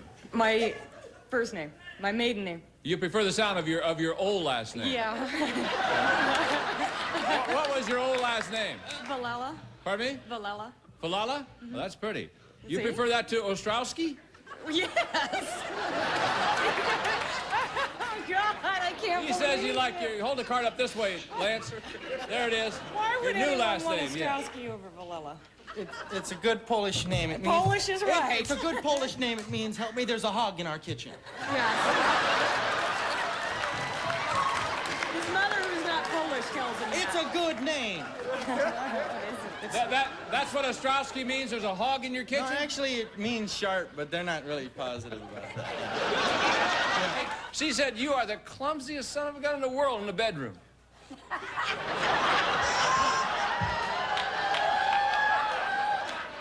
I mean, she says you are clumsy in the bedroom. It's no wonder she goes to sleep. She be sleeping before I even get in the bedroom. Oh, she told you about the dog? It was an accident. No. No, see, what happened was, I didn't want nobody to see the dog do it on the floor. See, I picked it up and put it in my pocket. I didn't, no, see. No, see, why did she? Boy, he is clumsy in the bedroom, isn't he? You told on yourself, Darryl. Where do you work, Darryl? I'm a Marine. Oh! Well, the only thing I can think of is a while back I had a rubber spider, and I put it in the shower. You put a rubber spider in the shower? She hates spiders. What happened? She came running back out. This was before we were married.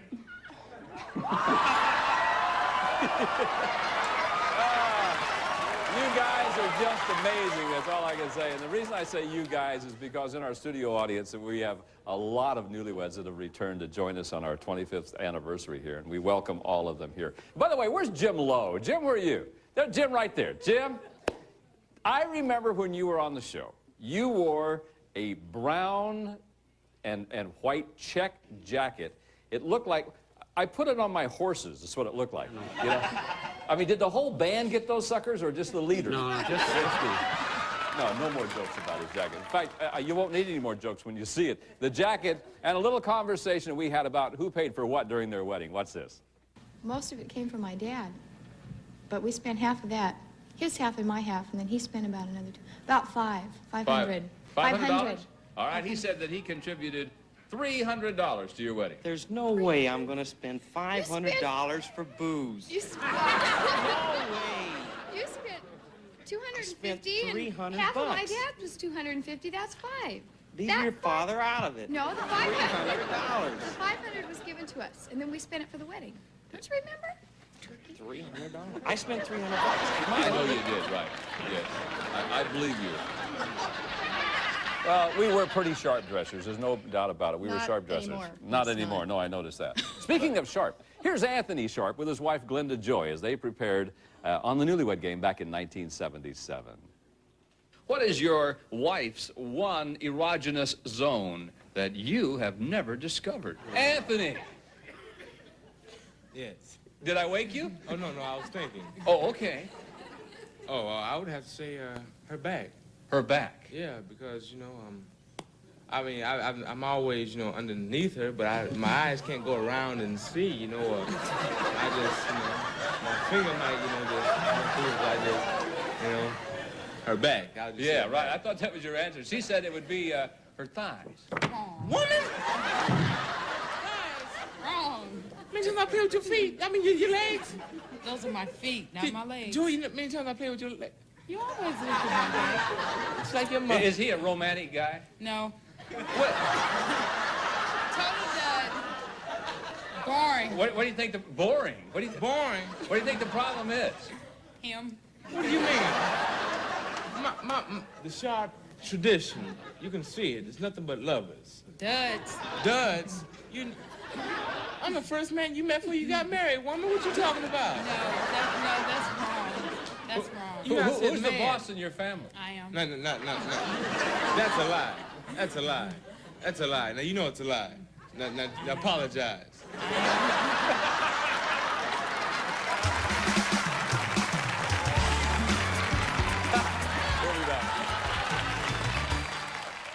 You trade your rookie Wink Martindale for my 1979 Gene Rayburn Attacks. Oh, you're nuts. Look at how thick Wink's hair is. Banks gag. There's no such thing as a 98 Banks. Oh, yeah? Yeah. Relive your favorite game show moments with the two best friends a fan ever had. Game shows, it's their life. Saturday, 8:30 Eastern, 5:30 Pacific, only on Game Show Network.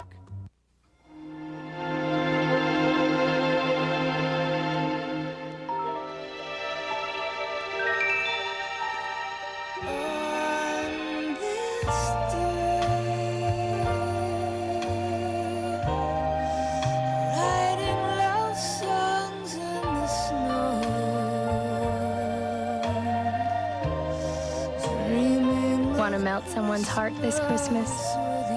You know what to look for. Every day I wake up, pour myself a cup of that rich Folgers aroma. The best part of waking up, it's the do-up in all I do. The mountain-grown aroma always coming through, always coming through. Oh, the best part of waking up is Folgers in your cup. The best part of waking up is Folgers in your cup. The first snowfall is a sign to call old friends and celebrate the season with something new. Chicken soup, the way it was meant to be made. Introducing Simply Home. Plump, tender white chicken, wild and white rice, and a savory stock. It's probably why soup spoons are bigger. New Simply Home. Soup good enough to call your own.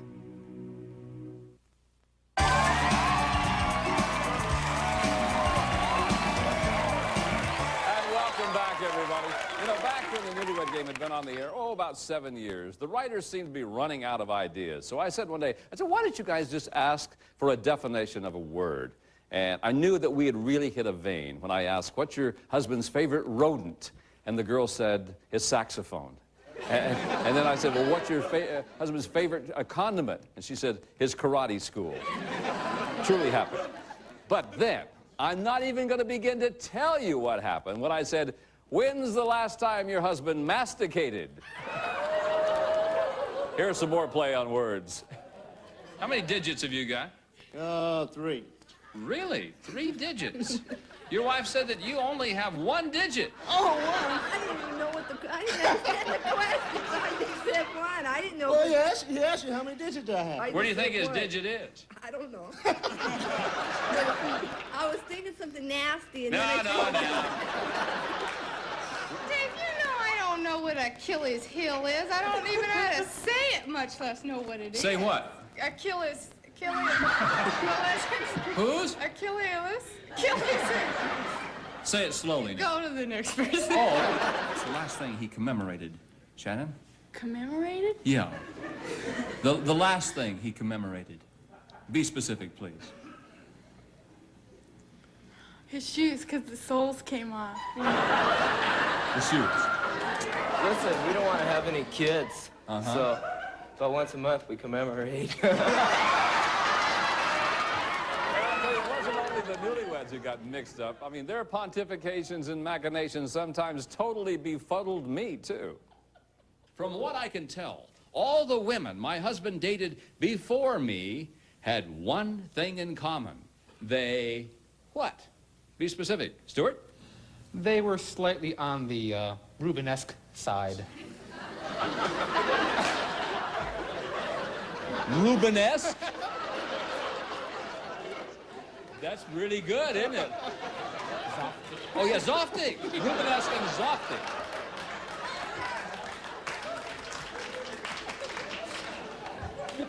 It's the first intelligent contestant I've had on this show in 20 years. And I don't know what the hell he's talking about. Oh, fat! Yeah. You know, of all the years I did this show, and many people ask me, who was your all-time favorite contestant? Well, there have been so many wonderful contestants, so it's difficult to choose a favorite. But one lady comes to my mind.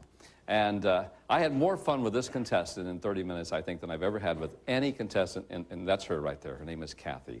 Now, I don't know where she is today, and I really don't want to know because I don't want to see her 30 years later, because maybe she won't be as innocent as she was then. I only want to remember her as she is, and she established new dimensions in dementia when I asked her whether her husband was urban or rural. I don't know what they mean.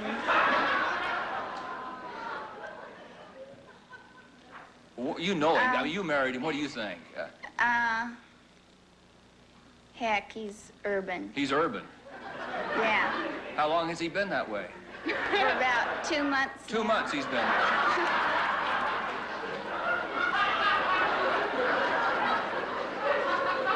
Do you think there's anything he can do about it? He went to a doctor. Oh, he did?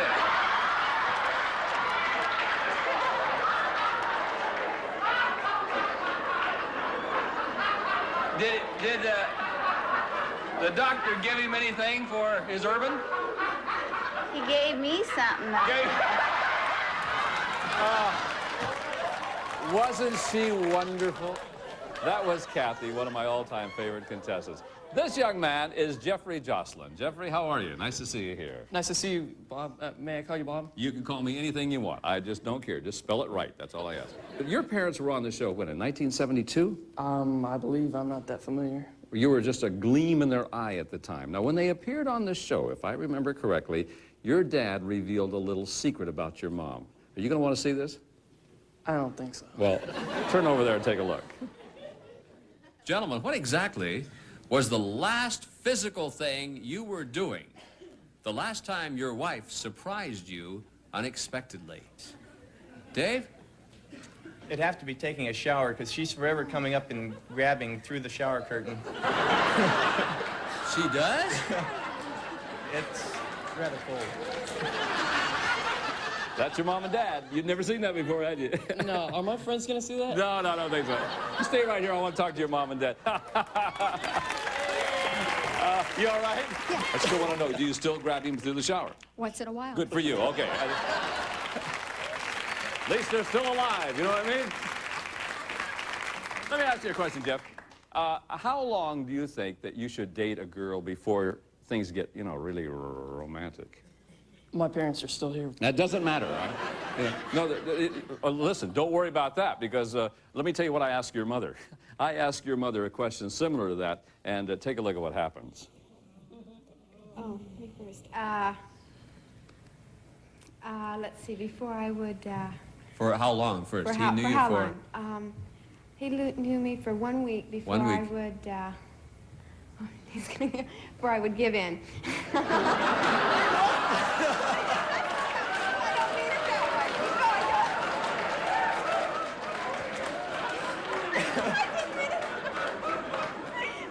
Dave said that he knew you for 20 minutes before you'd go out with him. Grandma's gonna get you. Yeah, Grandma's gonna get you. Okay. We'll be back with more right after this. Don't go away.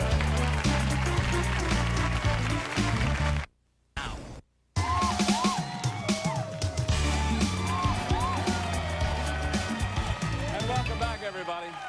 I want you to meet Sandy and Matt Robeson. They appeared on the show in 1986. Now, Sandy was only 17, newly married, just out of high school, and she was one of the sweetest, most innocent newlyweds that I ever interviewed. Now, here with a little help from some of our other newlywed couples is a conversation that I had with Sandy about love. If you knew before you got married what you know now about being married, will your husband say you would have gotten married sooner, gotten married later, or had second thoughts about the whole thing? No, it'd have to be later. Why? Well, because I got married right after high school. Oh. Which I don't regret because I love him. All men are dogs. Does he pout? Yeah, a little bit. Does he throw tantrums? No, never. No. Okay, good. Only when I hit him. Oh, when do you hit him? When he makes me mad. All right, she said. Oh, man, I'm glad you were mad and grouchy at me all last night. Is he sexy? Oh, he is so sexy. Would you call him a real Don Juan? You bet, the real and the only. No kidding. Yeah, he's real good. The bed broke, Bob. The bed broke. The bed broke down, Bob. No, it didn't. Broke down, Bob. Boom. Is that right? Man, you remember the bed broke. Boy, you're a bed tough one. broke. Yeah. Bed But broke. guess what happened? How come? Yeah, he's got big feet. Boy, you got some strength. Look at those little guys. You want me to move on? Yeah, because you're embarrassing me. Oh, I'm sorry. That's okay. Oh. Hey, let me tell you. I know this is hard to believe. I know this is difficult to believe, but it was never my intention to embarrass anybody on the Newlywed Game. I did like to stir the pot a little bit, you know what I mean? Like encourage spirited discussions. What? How did your wife complete this sentence? She said, my husband's face is okay, but I just wish he could trade bodies with who? With Juan Gabriel. Oh my God! Anybody. Hey, he's not normal. Wait a minute. I'm a man. He's not normal. I couldn't think of it. But he's not normal. I couldn't think of it. Oh my God. What is he? I want anybody would be better than you. He's in between. Wait a minute. He's in between. I'm not in between. Oh my gosh. Anybody would be better than you. No. Be better too. Oh, wait a minute. No, the bathroom Well, it's kind of a walls are yellowish yellow. glow. It's a yellowish glow. It's a yellowish glow. It How isn't we get blue really. in It's there? yellow. See, Well, that's his well, favorite color. He's thinking about my mother's bathroom. The walls He's thinking are about yellow. my mother's No, bathroom. no, My mother's no, bathroom. I'm right. It's The all walls blue are and yellow. gold. Really, The she walls has are two. yellow. My underwear. Yeah, underwear. She wears granny boxers. Don't you dare say a word. Boxers. Granny. I do not wear granny underwear. How tacky. Yeah, I know they're tacky. He We wants me certainly to are. wear these little string bikini things. Yeah.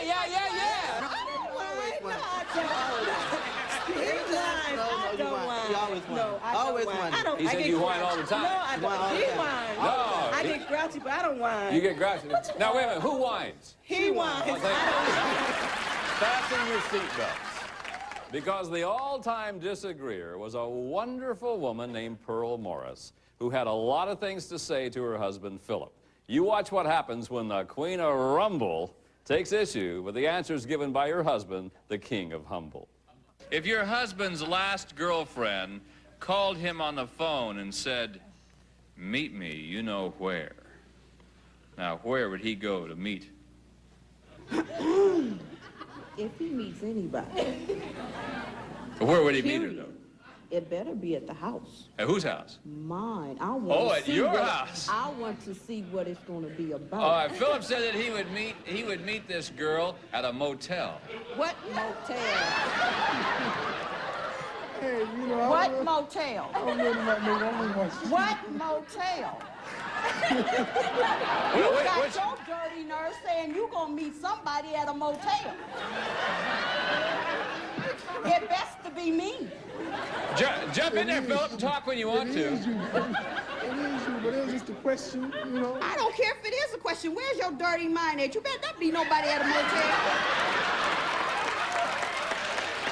You best to give it all to me and nobody else but me. Is she still a jackpot, Philip? Oh, yeah. I would change my wife's top measurement from blank inches to blank inches. If he could, Pearl, if he could, he would change your top measurement from blank inches to blank inches. Yeah, that's the one.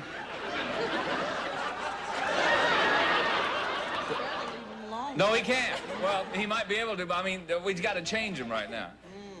You gotta change him, huh? What would he change him to? From what to what? He likes boobs, too. I'll say a 38. To a what? About a 40. You're going to change him from 38 to 40? Is that what you're telling me? All right, he said that he would change him from 38 to 34. 40 is too much. I know everything over no good, but you still enjoy having Will your husband say the last animal dish he ate at home originally walked, galloped, swam, or flew? Oh, yeah, I know. It galloped. It galloped. Philip's in trouble. She said that it walked. We'll be right back. Don't go away.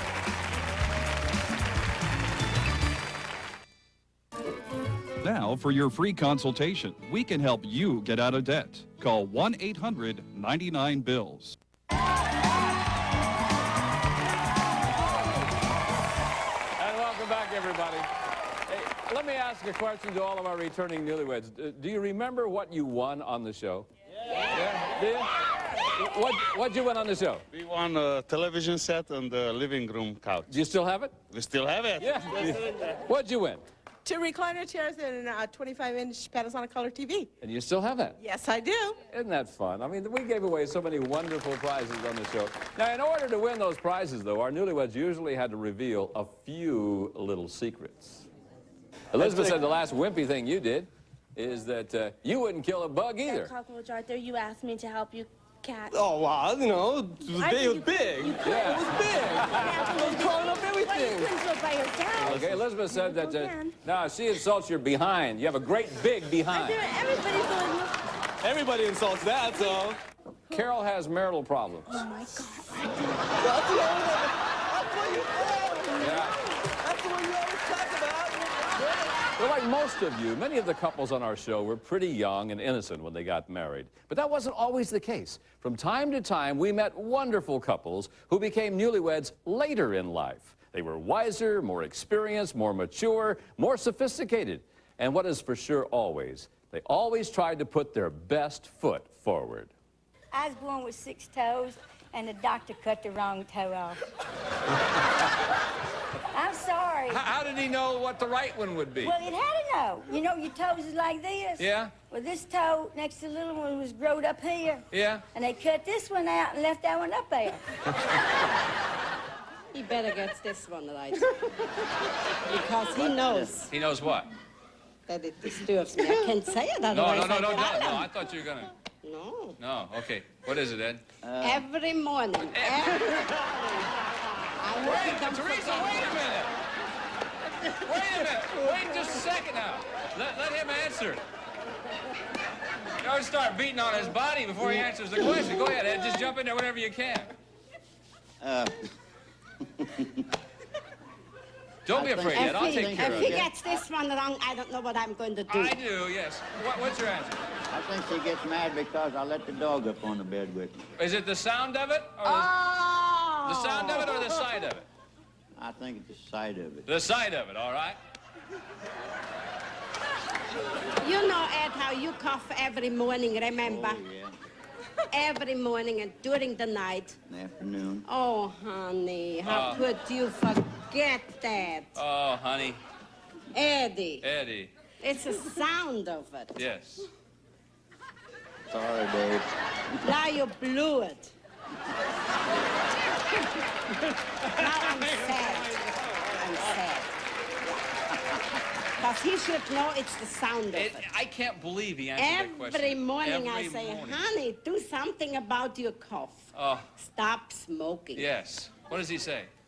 You want me? How many of your own teeth have you got? All of them. Well, how many? God, I don't know, but they're all mine. Well, you got to have a number. 32. 32. She said that you've got, top card for me, please, Francis. You've got 18 of your own teeth. Where did you ever see 18? Your front ones are not yours. They are, two mine. I paid for them. Which one of your girlfriends definitely has the best chest? First name only, please. Oh, there's no two ways about it. It's got to be Carol. It does. Well, there's more than 2 ways about this, then. He said it's Evelyn. Evelyn? Didn't think of Carol's name. Oh, well, gee whiz. I couldn't think Do you of her know name. Carol?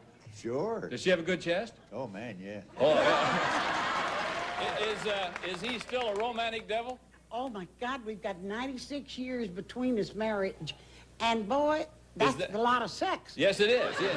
When it comes to making whoopee, will your husband say he's got what it takes, or it takes everything he's got? Catherine? Everything he's got. It takes everything he's got. Well, you said something about making whoop, you know. I have a reasonably good memory, but what is whoopee?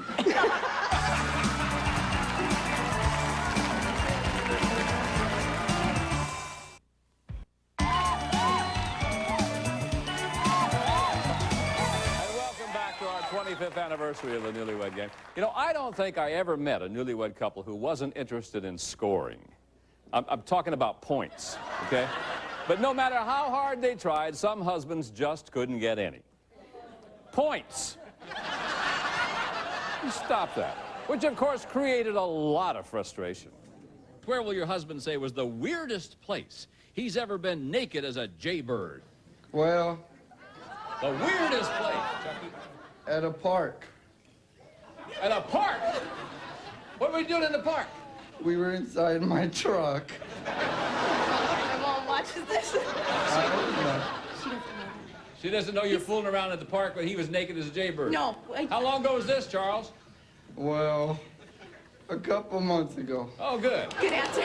Good answer, good answer. Bad she answer. She said you were in the living room. Oh.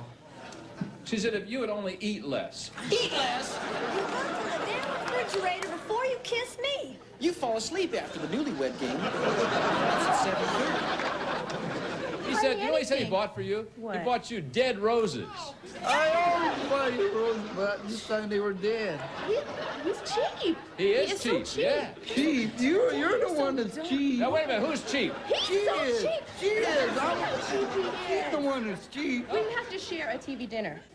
3, Denise. Denise spends so much time with us. I know, but she just comes over to visit. There's only the 2 of us in the house. I don't support her. She brings money, she just doesn't spend it. Well, no points. Still no points, folks. Well, I want all of America to stop what they're doing and take a look at my husband doing his fantastic impression of what? Welcome to Monday Night Football. Oh, God. Who was that, Charlie? Frank Gifford. Oh, let me hear it again. Let me hear it again. She thought she'd do Rambo. Oh. Should have heard what I said. Hey, Charlie, we have time. Do Rambo. You know, with that knife. Gotta be strawberries. Strawberries, she said.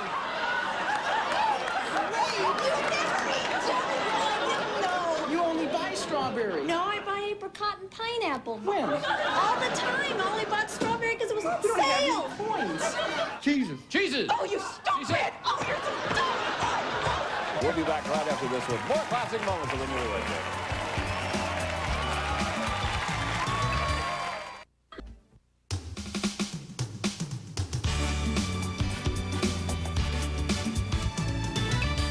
How many times in his life has your husband made whoopee? And how many of those times were with you? Dolores? Oh, well, I would have to say at least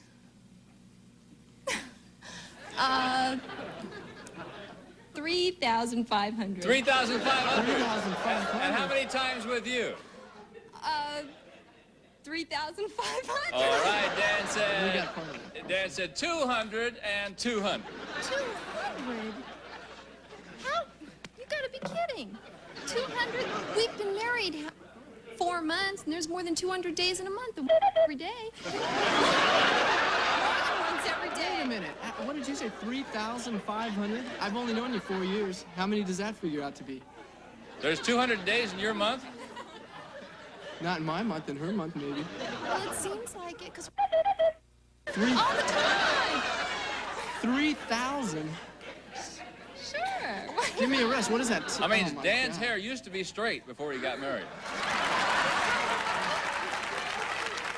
Remember when I would ask a very simple question and I would get a not-so-simple answer? What will your husband say is the title of the last movie you asked him to take you to that he didn't? Barra. The Poseidon Adventure. The Poseidon Adventure. Yeah, he took me to some old sex movie instead. Oh, he did. Yes, he did. Yes, he did, and tried to get my sister to go, too. He tried to get your sister to go too? Did your sister go? No, I think she's going tomorrow. Oh, okay.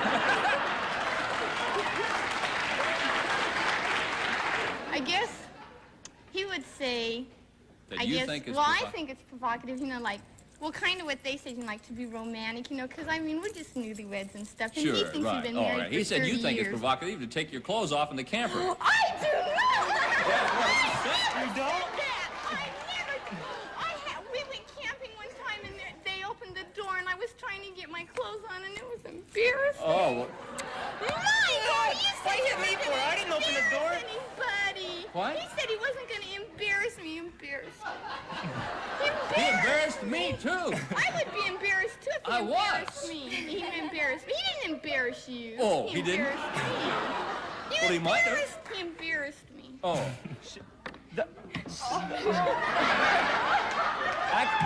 I couldn't believe it either. I didn't say that. I couldn't believe it. But the I know it. That's what I said. You know, I agree with you, really. But how That's right. When you and your husband kick off the Super Bowl of love, does he spend more time tackling, fumbling, or coaching? You know what he said? He says fumbling, fumbling. You know, you always tell me I'm fumbling. You always do that. Now, why you want to sit up and say I tackle now? You say I don't tackle enough. The reason why I said No, you say I don't tackle enough. No, tackling because you don't know what you're doing in the first place, so you get it over just like that. Is that right? No, I don't know what I'm doing. He doesn't know what he's doing? I don't know what I'm doing. That's what Why she did said. you marry me then? Based on what I've seen and heard, the perfect title for my husband's last girlfriend would be the 1989 Miss What? Oh, let me see. Well, I'll go with, what the heck, Frankenstein's daughter. You know, I have a good-looking wife. Well, I know you have a very beautiful wife. I mean, she You can looks have a better than my bruised last left girlfriend. shoulder in a minute. No. Matter of fact, she looked better than my last 3 girlfriends. Is that right? Yeah. All together, huh? Yeah. No, she said the 1989 Miss Body. The girl was built. Now, what happened to big legs? That's all I ever heard of. Oh, yeah, You that's took right. her to the same club, make sure that I saw her. Now, you're going to sit up here and tell something. Yeah, but she wasn't as good looking as you, baby. No, She no. wasn't as good looking as you now. No. No, You wasn't looking in the face. You was looking at the body. That's okay, that's okay. Yeah. What will your husband say is the one thing that makes his eyes bug out of their sockets? What would that be? Sexy lingerie. Sexy lingerie will do it, huh? You got some? That does it, huh? A drawer full. Is that right? Red, Is black, that right? lacy. Woo! Makes I him even want to have a fumble. whip. I even have a whip. You have a whip? Do you use it?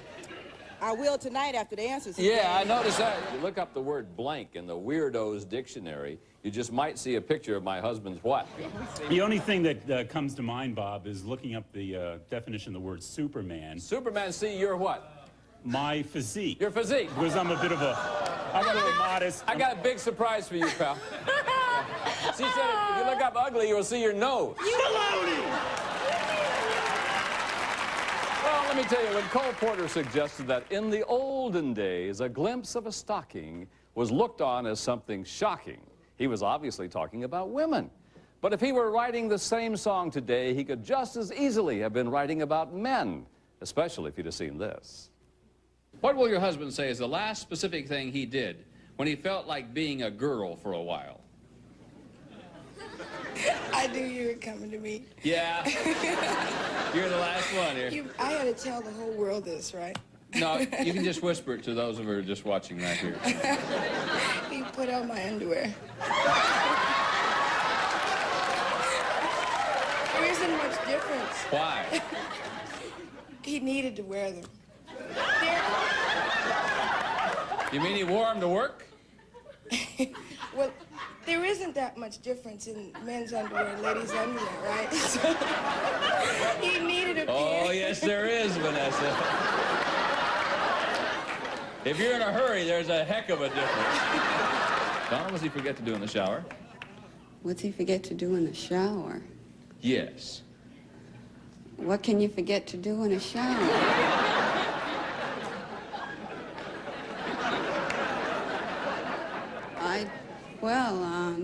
What can you forget to do in a shower? That's pretty tough. Hurry, please. Wash his hair. Wash his hair, all right?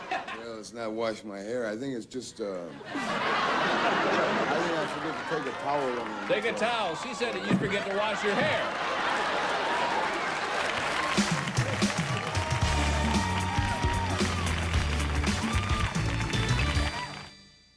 Stays.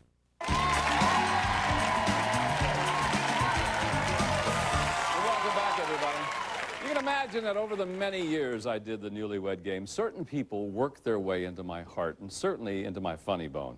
Now, two of those people were Charlie and Pat Berg, one of the dearest and funniest couples that I ever met. And believe me, they need no more explanation than that. Will your wife say you have or have not ever gotten romantic with two girls at the same time? What's the answer? Definitely yes. Yes. Oh, yeah. Well, you devil, you. I used to have fun times. Back before I got married. Oh, yeah, of course. I didn't think this was any other time. Oh, never. He never had. Not old Charlie. I told you all about me before. Then you Charlie, said hold you up the were, that's card. all right, Charlie. He said he has. Who were they? Tell me about it. Who were they? You are rotten. Twice, I told you. Twice? You got romantic with two girls at the same time? Yeah. Two or three was there? Two. Two. But I did it twice. You did it twice. And you told her? I told her all about it before I got married. She said, oh, that's all right. You're a nice kid. Pat, do you trust him? Explicitly. Explicitly, is that it? Right, yes. Our marriage is based strictly on trust. She's gone. How come you brought her along? I got her out of the home. Oh, really?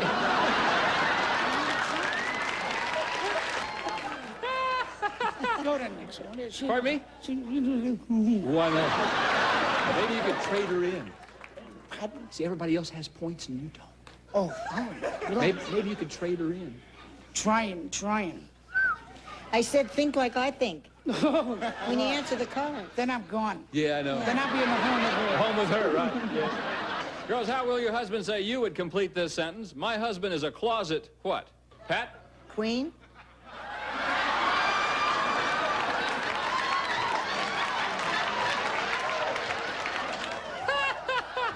Gentlemen, how did your wife complete this sentence?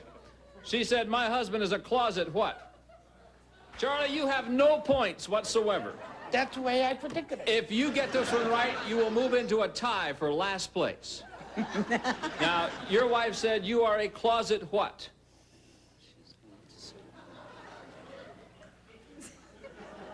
Closet freak. Closet freak. Hang on, Charlie. She said you're a... Let me see. Oh!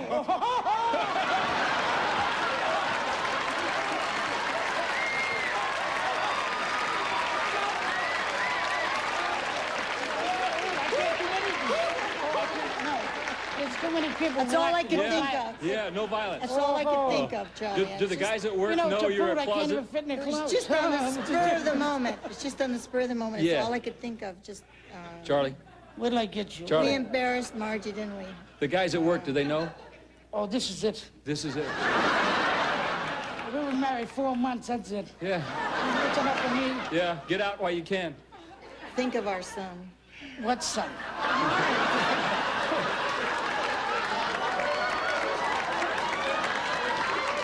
What son? All right, gentlemen, here it is. A big 25-point bonus question for 25 points. Gentlemen, is most of your money located in one bank or all spread out? Let's go first to couple number one, Charlie and Pat. You have 0. 25 to give you 25, and you'd zoom into first place, Charlie. One bank. She said most of your money is located in one bank.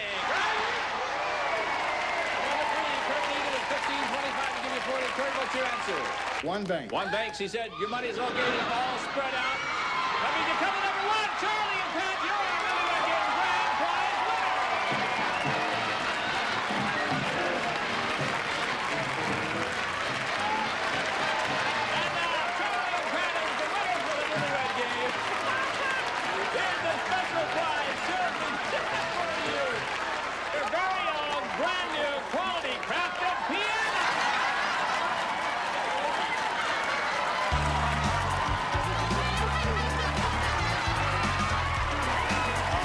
Those were the birds, and we'll be back in just a moment.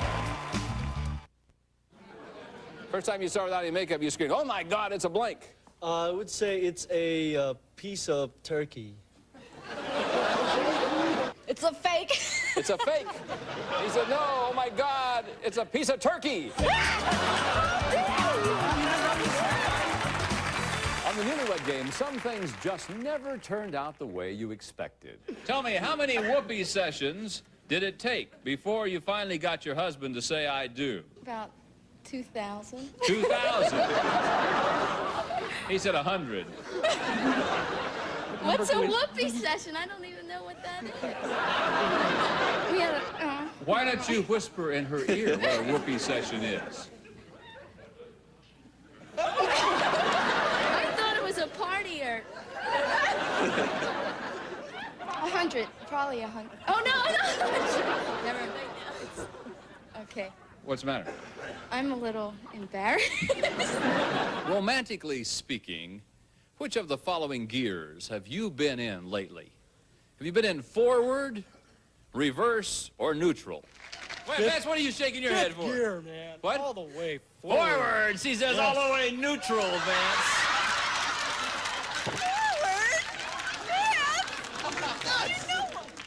Yeah, well, I'm talking about whenever we're it's... neutral right now. No, we're not.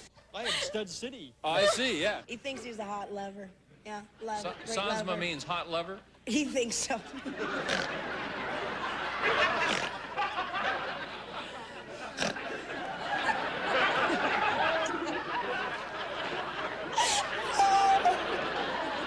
Here's it.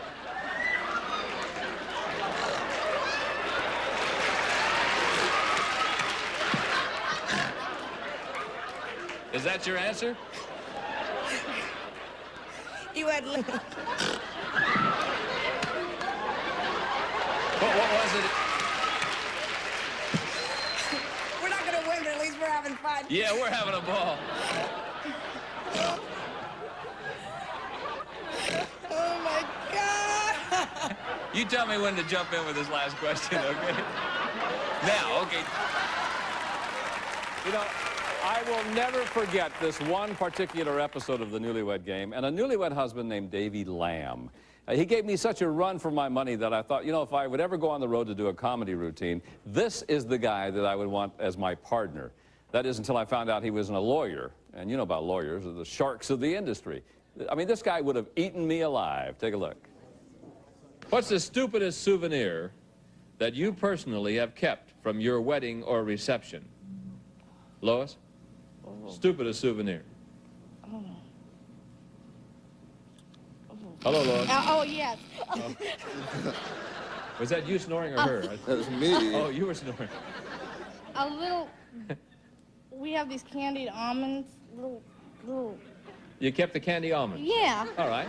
No, we didn't. No, you kept those stupid flowers, he said. Pressed in the Oh, book, yeah, you know. that's right. Tried pressing the almonds Sorry. and just really screwed the book up. Yeah, I can imagine. Good thing you ate all the cake. That's right. Yeah. Messy there, Bob. Yeah, right. Gentlemen, what will your wife say is the funniest thing she's ever done in the romance department? It may be hard for you to believe this, Bob. Oh, really? But,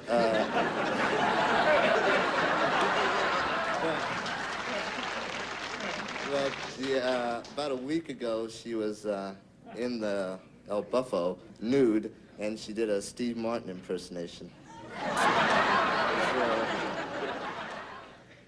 I did a Steve... What's his name? Steve Martin impression in the nude. Well, what'd you sound like? Hey, I'm just... I'm crazy. All right. You never mind. He said that you did a Steve Martin in the nude, right? Well, I'm curious, who's the boss in your family? Hell if I know. Let me ask her. It's a toss-up. Who makes all the major decisions? What major decisions? 1 or 2 humps for a camel, things like that. Unfiltered. Huh.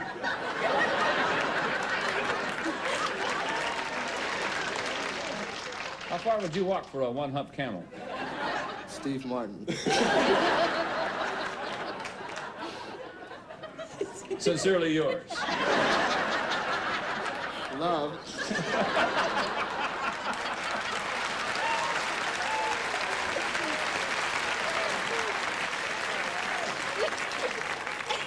You think that means love, huh?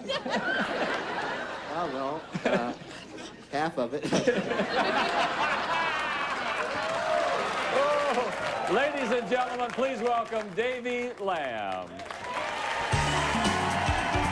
Hey, man. Good to see you. Come down here. Come down there and sit down. All You ate me alive. I tell you, you're a funny guy. Oh, thanks. You still funny? I'm still a guy, yeah. Still a guy, okay.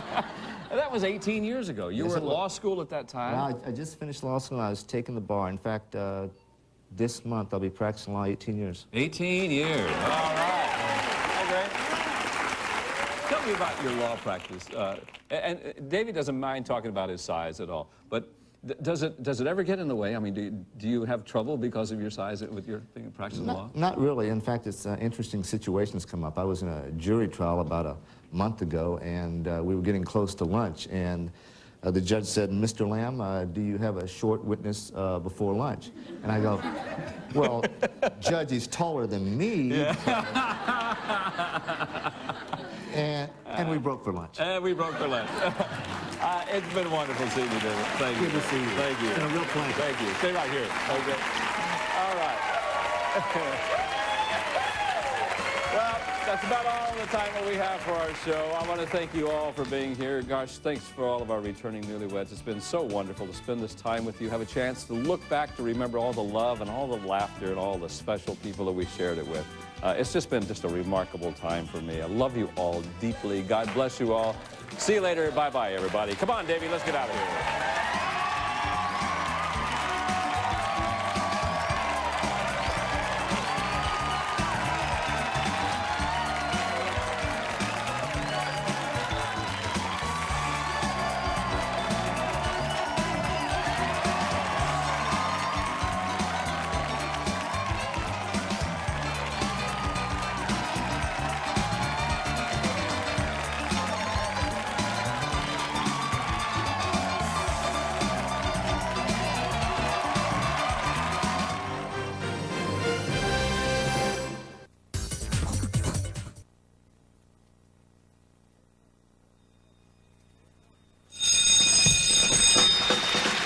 Here come tonight's celebrities.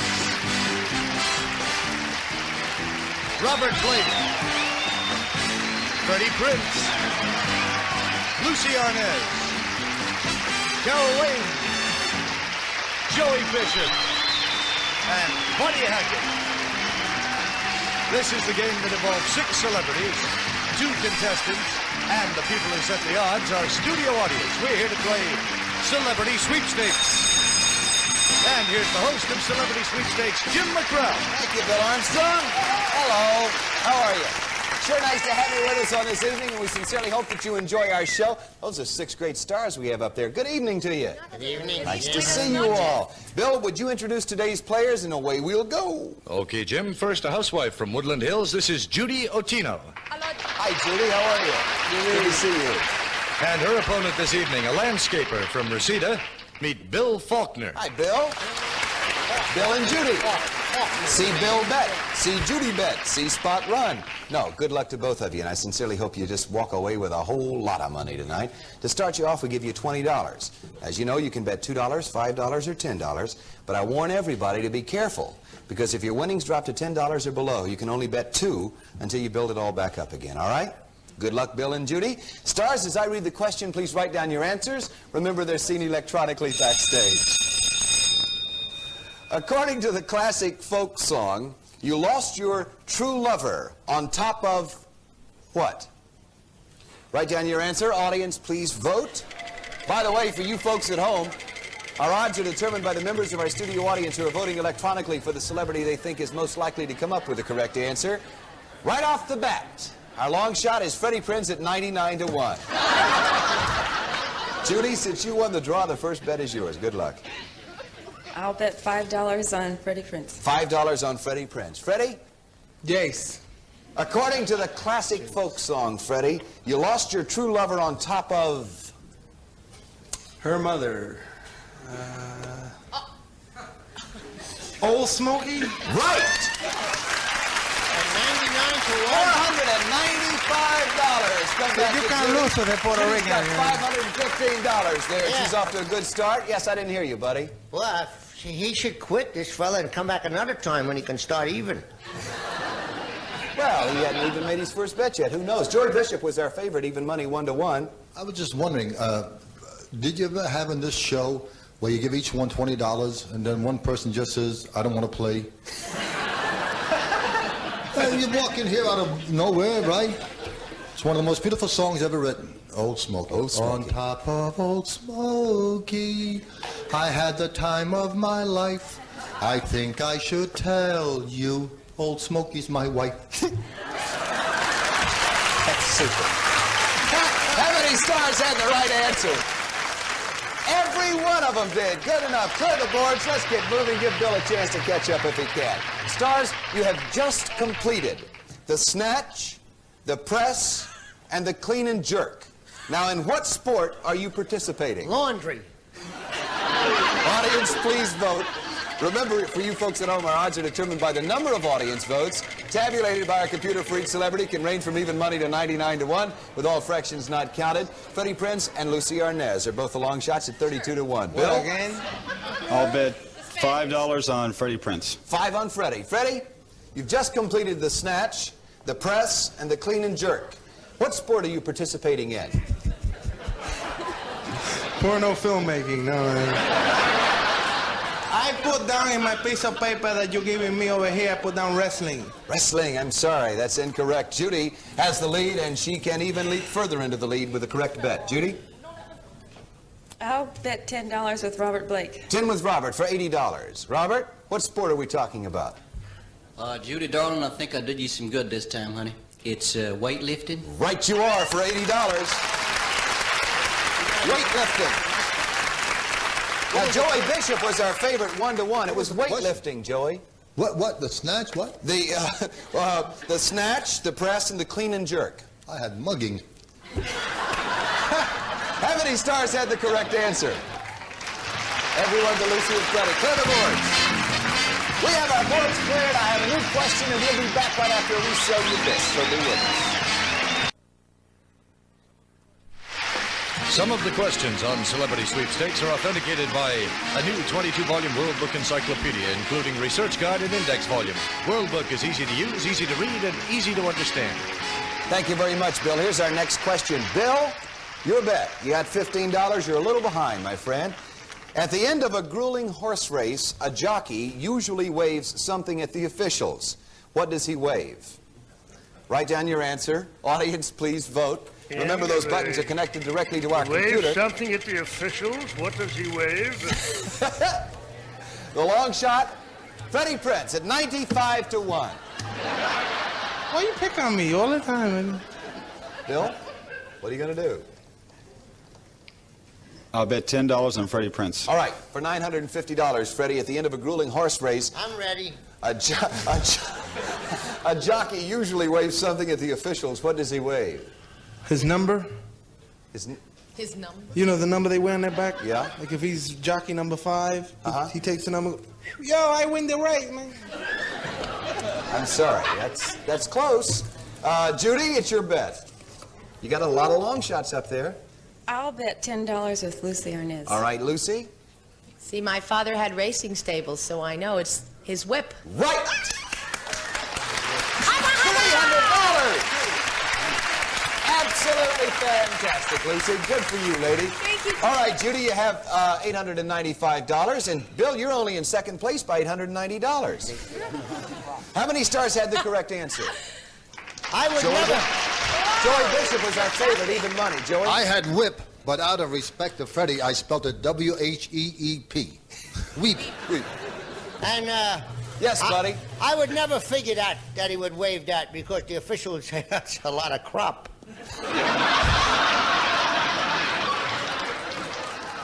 All right, here's our next. Bill, it's your bet. I have to remind you, only $2 until you build it up past 10. And with the right odds, you could certainly do that. Stars, a famous song by Mick Jagger of the Rolling Stones goes, Yeah,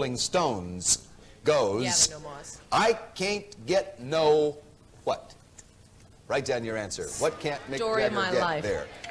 Audience, please vote.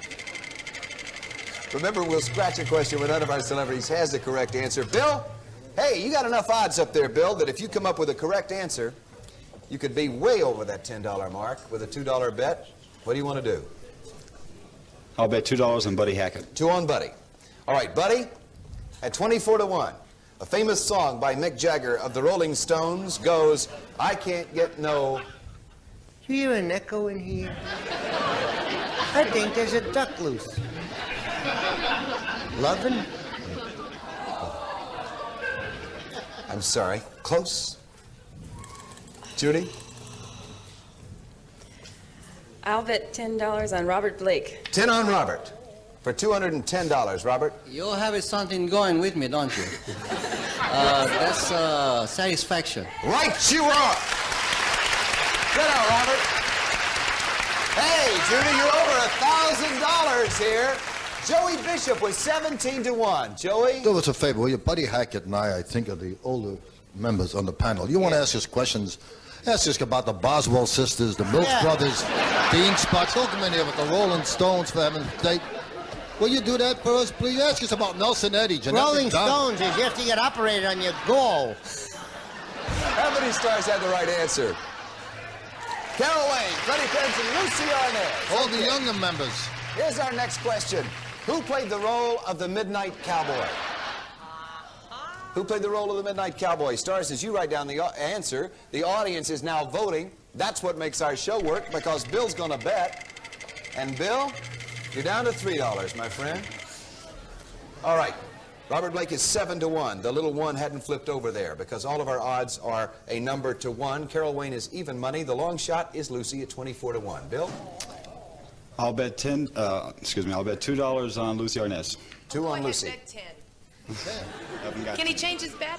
No, I'm sorry, he's only got $3. Who played the Midnight Cowboy, Lucy? John Voight. Right you are.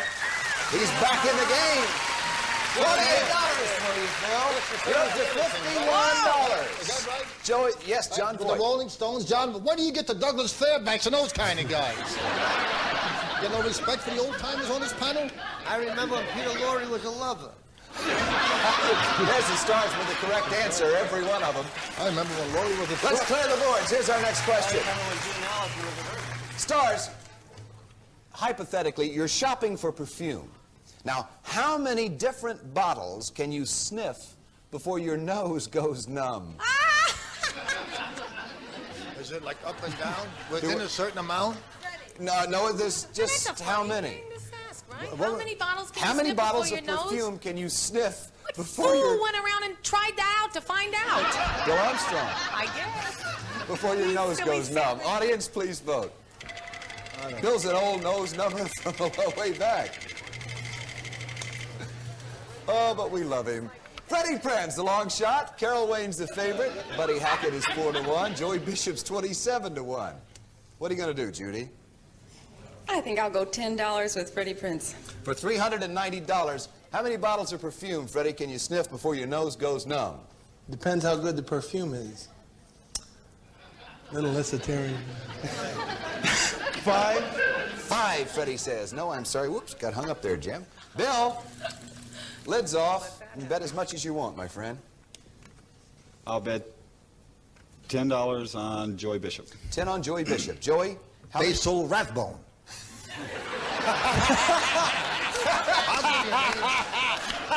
I may not be a hit on the show, but I'll mix him up and he'll think he won.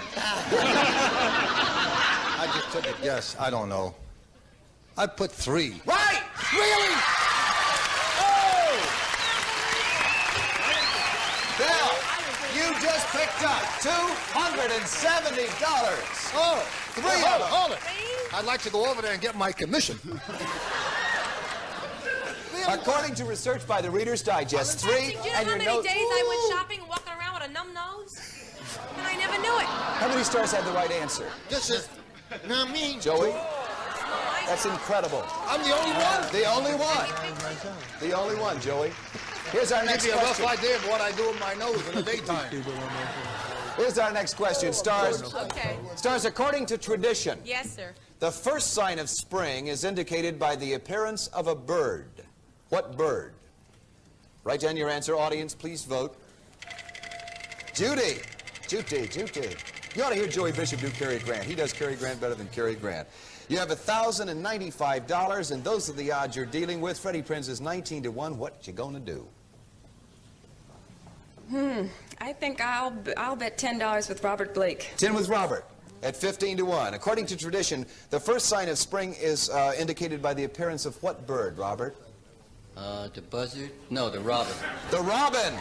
$150 for Judy. Robin Redbreast. Robin Redbreast, or just Robin. How many stars had the right answer? Every one of them did. All right. Well, she bet right. She went to almost a long shot on the board. Let's clear the boards, and here's our next question.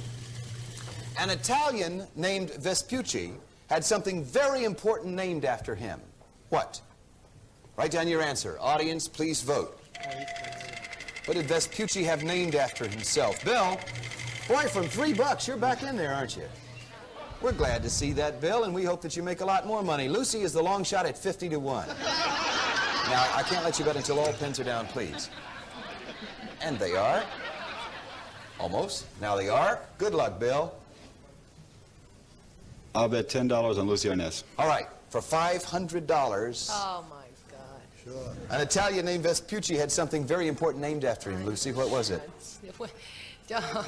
His first name was Ves and his last name was Pucci, but that's not the dresses, so oh dear. And I know that Marco Polo discovered spaghetti and he didn't name it after him, but that's what I said, spaghetti. Spaghetti. Oh, come on yourself! You get up here and write down these answers. Please! Tuffy! Vespucci. What do I know? That's what I put, spaghetti. You rushed me. Judy, it's your bet. When you had $3, I was your all-time favorite, right? You got a few bucks. The hell with Joey. I'll go to them. Let that be a lesson to you. That's the end of round number 1. Judy, would you please bet? We have to complete this question. I'll bet $10 on Robert Blake. All right, for $70. Robert, what did Vespucci have named after himself? Well, Judy Chicky, that was, I see his name there was Americus Vespucci, so they named Russia after him. America. America is right. She picks up another $70. How many stars had the right answer? Joey did, Buddy did, and Carol did. We'll be right back. Just a minute with our home stretch. We will. I gotta tell you something. If you're ever in Los Angeles, get tickets for our show, because sometimes while you're watching the commercial, we're having a very good time. Nice to have you back. We're playing the home stretch now. Oh, in this round, each time you win, players, you can double those winnings by picking a second celebrity who also has the correct answer. That's our Celebrity Sweepstakes tote board. It lets you know that Robert Blake, Carol Wayne, and Joey Bishop are tied for the lead with 7 answers correct apiece. Judy, we start with you. Here's your home stretch question. What famous American said, "If this be treason, make the most of it"? Write down your answer. Audience, please vote. Judy, you have $1,315. You got a chance to make yourself a lot more. The long shot is Lucy Arnaz at 51 to 1. Joey Bishop is our favorite. Favorites are very important in the home stretch. What are you going to do, Judy? I'll bet $10 on Freddie Prinze. 10 on Freddie. For $410, what famous American said, "If this be treason, make the most of it"? Raul Perez.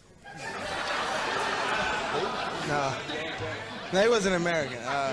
Ben Franklin is what I wrote. Ben Franklin. No, I'm sorry. That's wrong. So Bill? playing hooky. Oh, I'm sorry. It's not your time yet, Bill. This is the home stretch. It was Patrick Henry. The end of that speech is "Give me liberty" or give me death. As for me, give me Also liberty. known as Nathan Hale. Oh, how many stars had the right I don't answer? know about others. Buddy did. Joey Bishop. All right, clear the boards. I know not.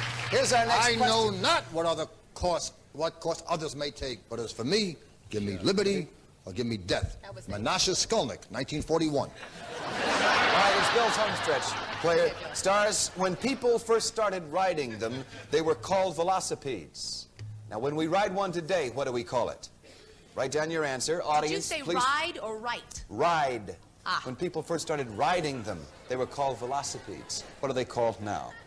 Write down your answer. Audience, please vote. I ask you to hurry. Bill's got $311. This is your home stretch. Long shot is Lucy at 51 to 1. What are you going to do, Bill? I'll bet $10 on Lucy Arnaz. All right, for $510, what are they called today, Lucy? Just hear the whole audience go, oh, God, I bit on her again. Oh, well, now I know why you went. I said cars. Cars. That's Nope, it's... A little louder, please. My mother's watching. It's bicycles. Bicycles. How many stars had the correct answer? I had tricycle with you. Tricycles, we would have accepted. Robert, Carol, Joey, Buddy did. Now, players, that sound means we're out of the home stretch. We're coming right down to the wire. Your most important bet is yet to come in our all or nothing round. I'll read one question, ask you to secretly select a celebrity, and then determine if you're going to bet nothing or everything you've got on that celebrity. The payoffs in this round for you folks at home are determined by the track record of our celebrities to date. For example, Robert Blake is 2-1, Carol Wayne is 2-1, Joey Bishop, even money, Lucy Arnaz is 5-1, Buddy Hackett 3-1, Freddie Prinze 6-1. Scratches aren't counted. Here's our all or nothing question. Stars, please listen carefully. What was the very first movie to win an Oscar for Best Picture? The very first movie to win an Oscar for Best Picture. Write down your answer. Now, players, we'll be right back to reveal which celebrity you selected and how you bet. After we pause for this message, we'll find out, did they bet nothing? Or did they indeed bet everything they've got? We'll see in a second. We're playing the all or nothing round. These are the payoffs we're dealing with. Which star did you select, Judy? Joey Bishop. Let's put Joey's name up there, okay? How about you, Bill? I bet on Buddy Hackett. Buddy Hackett at 3-1. Joey's even money. We'll start with you, Bill. Buddy, what was the very first movie to win an Oscar for Best Picture? I know very little about that, and I'm sure I have it wrong. I hope you bet nothing. I put Birth of a Nation. Birth of a Nation is incorrect. Bill, how did you bet? I bet it all. You bet it all. All right. Judy has $1,305. She bet with Joey Bishop. If Joey has the correct answer, and if you bet it all, you've got $2,600. Joey, what was the name of the movie that was the first to win an Oscar for Best Picture? There were 3 Academy Awards that year. Janet Gaynor won it for Seventh Heaven. Emil Jennings won it for Way of All Flesh. The movie was Wings. Right you are. Judy, how did you bet? What? What did you do? Nothing. Nothing? Nothing? Oh, Judy.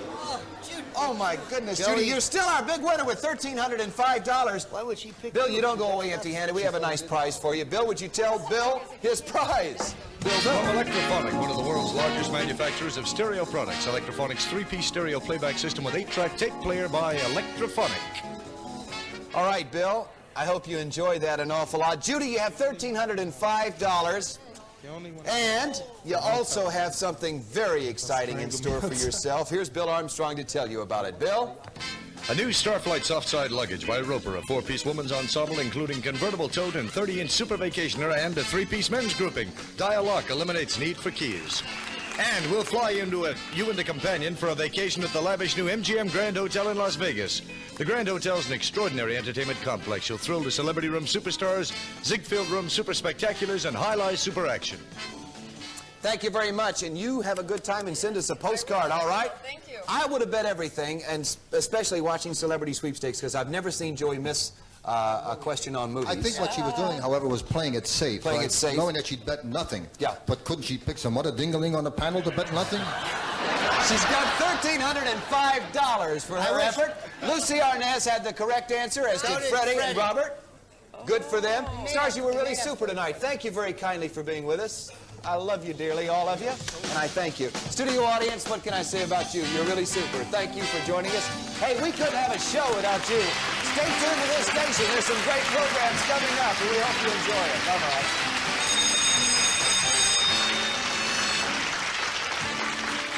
As parting gifts, our contestants will receive a generous supply of Boratine Plus, the bleach substitute. Whitens white things and keeps colors bright. Safe enough for permanent press. Boratine Plus.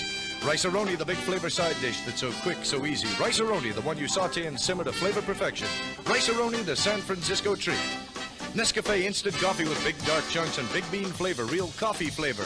Nescafe. Lassie's Thanksgiving dinner, recipe roast turkey dinner. Nobody should be without turkey on Thanksgiving, so feed this roast turkey dinner to your dog. See how thankful he can be. The difference between everyday desserts and something special is real whipped cream, Ready Whip. Ready Whip makes desserts taste their best. And from Arkla Barbecues, for hot, wonderful eating when camping and picnicking, you'll take along your own portable town and country. From Arkla Industries, Little Rock, Arkansas.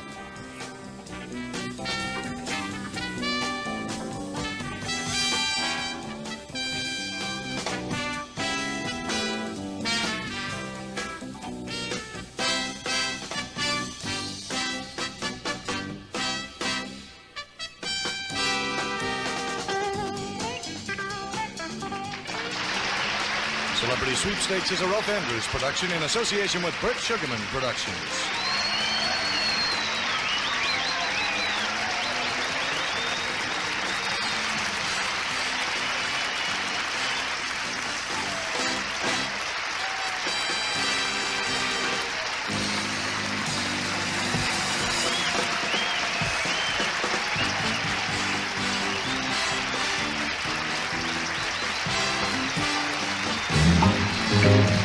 From Hollywood, the word game of the stars, Password. This week starring Sheila McRae.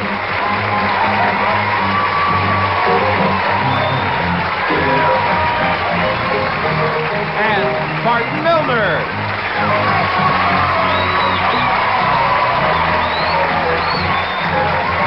And here is your host, Alan Latin.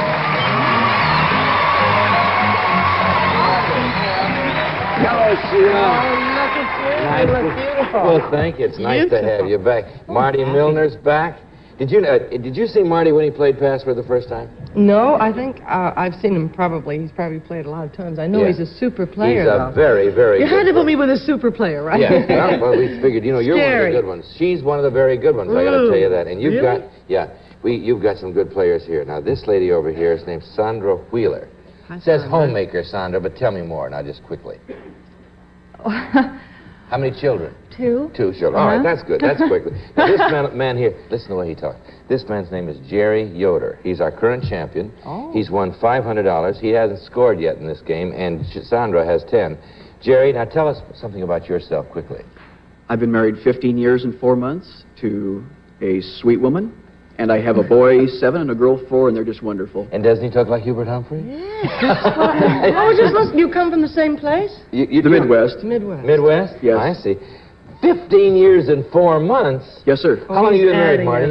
It'll be 15 years next month. But I didn't think after 15 years you kept track of the months. Usually 15 years and 11 months for you. Yes. You do it. That's very good. No, I'm sorry. It doesn't go to you. It goes to Jerry Yoder. And I put my glasses on everything. Well, sorry about that. Your Sandra and Jerry have the word because that's their turn. And that's the word as we begin the game. The password is whiskers.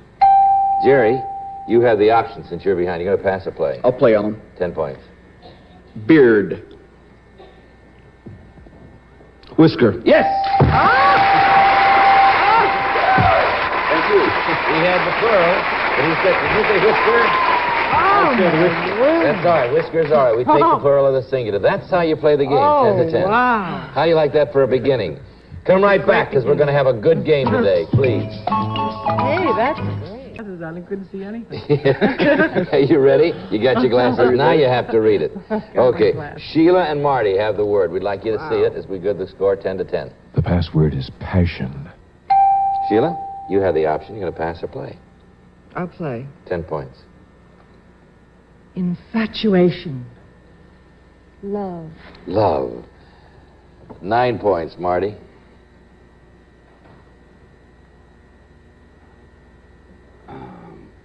Devotion.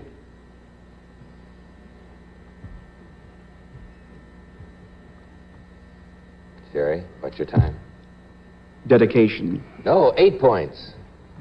Flaming desire. Why, Sandra. Yeah, right. 7 points. Intense. Passion. Right.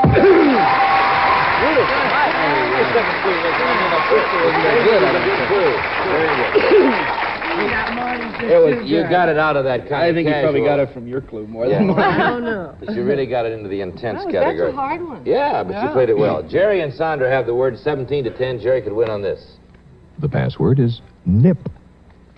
So, Sandra, what are you going to do? Pass or Pass. Pass. Jerry, you can win on this. 10 points.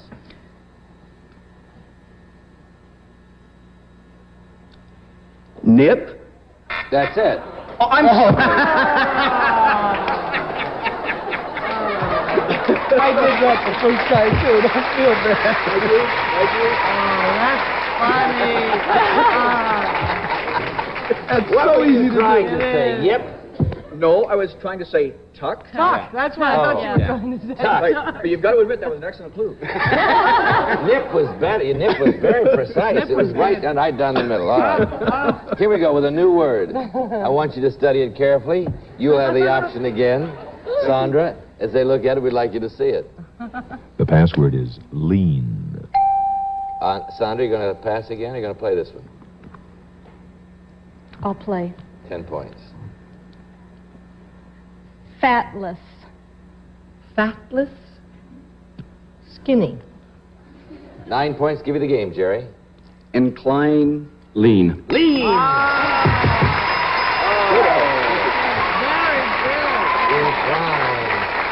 Fatless was a good clue, though. Yeah, Fatless was a very good clue, Sandra. You played very well. Yes. I'm sorry about having to say goodbye, but that's the way the game goes. You understand that. Sandra Wheeler, ladies and gentlemen. Thank you very much. Yeah, that was You got Fatless? Yeah. You did? Yeah. And then he just confirmed it by saying it. Yeah. All right. The incline was very good. Jerry, you're the champ. You got $500 now. You ready to play the lightning round, Marty? No. Okay. Try it. Go ahead. 1 minute. First word. Go. Taxi. Cab. 50. Skies. Friendly. Color. Blue. Plot. Plan. Ground. Acre. Yes. Plant. Desert. Cactus. Yes. Yeah. Interior. Exterior. That's 22 seconds. Beautiful. How do you like that? Thank you. 22 seconds. I tell you. He's good. Yeah. You're good, too, but you're good, too. It's a very precise mind, this man. Very. All right, Jerry, you won $250. Now, we're going to see how you do with the clues for Marty. What do you want to do? You want to bet anything on that? All the way.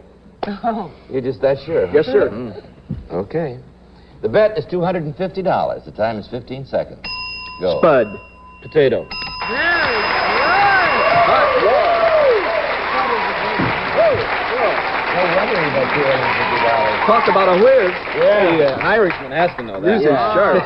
Marty Miller didn't know potato. We'd be in big trouble. All right, you won $250. You risked it all like that. You made it like that. You have won as much as you can win in 2 games. Thank you. $1,000, Jerry Euler. Thank you. Thank you. All right, come on over and play again, will you?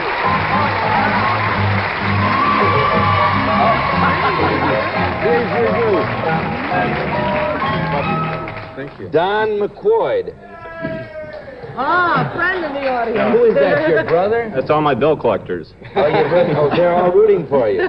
Tell us, what is this, Don? Who are these people out here? It's my brother, the whole family, brother, sister, my wife, neighbors. I see, great. Where are you from? Just moved in from Houston, Texas, now in Encino. I see. How you like it out here? Love it. You like? I like Houston, too. Well? All right. Glad to have you out here. Tell me about communications consultant. What does that mean? Well, we sit in the office in the morning, we watch Password. When people get their telephone bill, they call us, we streamline the telephone expenses. Oh, I see. You screen telephone expenses? You streamline their telephone systems to lower the rates. See. In the morning, you watch Password. Where are you watching? 12:30. Oh, I see. That's good. That's morning. Yeah. Some people. I see. It depends on what time you go to work, I guess. Marty Milner, Sheila McRae have the word as we start the game. The password is nuzzle. Marty, option. You are the new player. Pass or play? I'll play. 10 points. Cuddle. Fondle. Cuddle, fondle, 9 points. Sheila. Muzzle. Snuggle. No. 8 points. Marty.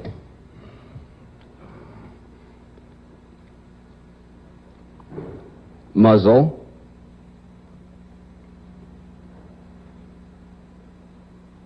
Caress. 7 points. Sheila. Doggy. Do I look like a doggy? Not in the slightest. Sorry. 6 points. Marty.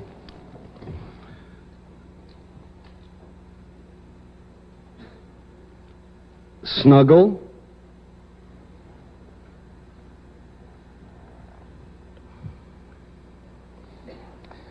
Watch your clock, Don. All right, last clue, Sheila, 5 points.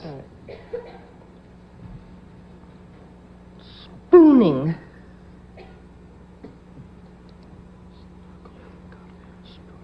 Snuggle, cuddle, spooning, muzzle. Kiss. No? Listen, the word is nuzzle. Nuzzle. Will you solve something? Nuzzle. Will you solve something for me, Sheila? How do you nuzzle? Nuzzle. If you nuzzle up, you go like this. Oh, I think you know. Sorry about that. But it's an old-fashioned word, I believe, isn't it? With you put your nose in the Yeah. You know with your nose, like Eskimos nuzzle. Yeah, dogs do it more than people. That's why I said doggy. I've always heard that. Will you come back? Dogs do this. Got to explain this one little thing. When you hear this sound, means your plea has not been accepted by our authority, who's Dr. Robert Stockwell, professor of linguistics, UCLA, whose services are provided by Funk and Wagnall Standard College Dictionary. I have to say that every day. Try saying that every day. Here's the new word, as we haven't got a score yet. The password, pottery. Marty Milner, your option again. Pass or play? Pass. 10 points, Sheila.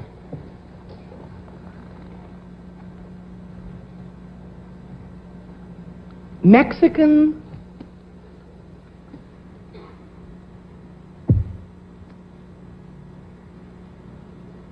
What's your time? Taco. That's my Mexican fault. taco. No, that's my fault. 9 points. Sorry. Ovenware. Ovenware. Mexican ovenware. Skillet. Skillet. 8 points. China. Mexican China. Mm-hmm.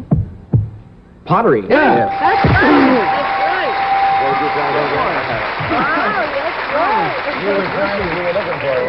That's Wow. That Ovenware was a hard. great clue. Ovenware was great. Okay. Don, they have 8 points over here. Jerry, here you go. What if we said clay? Would it mean anything? Nothing. Yeah. Clay. The password is suave. After ovenware, maybe. After ovenware, yeah. But he got it anyway. What do you? Okay, you have the option, Don. Pass or play? I think I'll pass. Okay, Jerry, 10 points. Debonair. Carefree. 9 points, Don.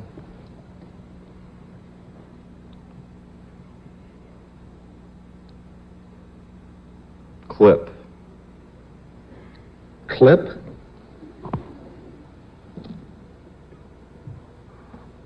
Cut.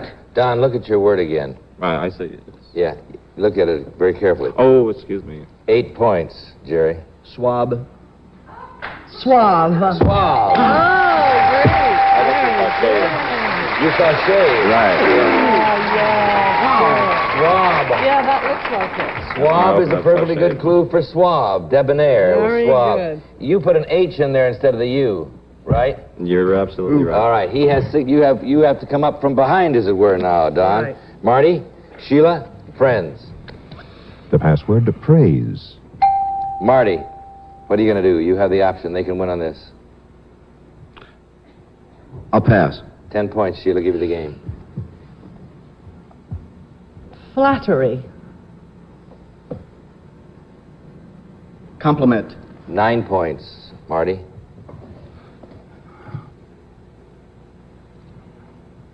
Hallelujah.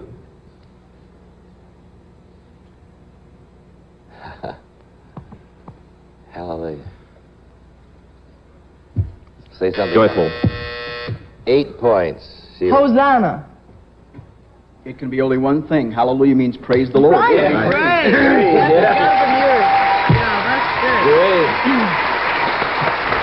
You are up to 24. Wow. 24. Hallelujah means praise the Lord. Very good. Where did you learn that, Marty? I don't know. I just picked that up someplace. Thank you. Okay. You're not a minister, are you? No, sir. All right, but where did you But I learn? am a Christian. You are, well, So good. he knows. All right. That's Don, there you go. Jerry, watch it. They could win on that, I Don. can spell this right this time, right? The password Read is it right, Don. calm. You got the word? Okay. Don, they only need 1 point over here. You have the option. I'll play. Okay. Peaceful. Serene. 9 points give you the game, Jerry. Serene. Placid. 8 points. You're still in, Don. Relaxed.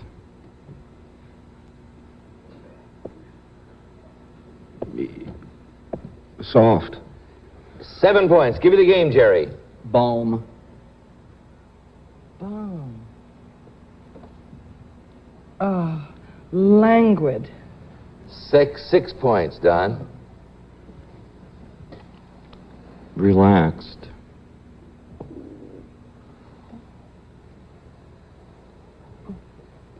Right. 5 points. Give me the game, Jerry.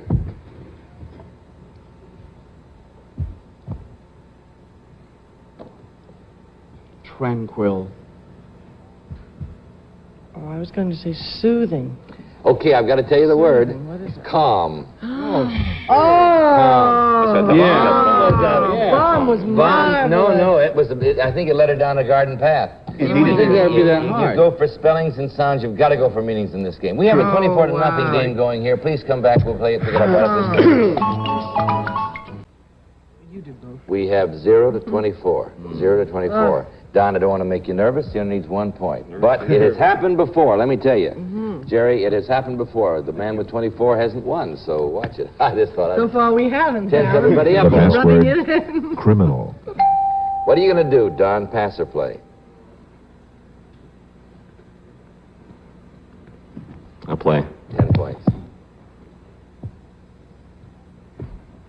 A gangster. Hood.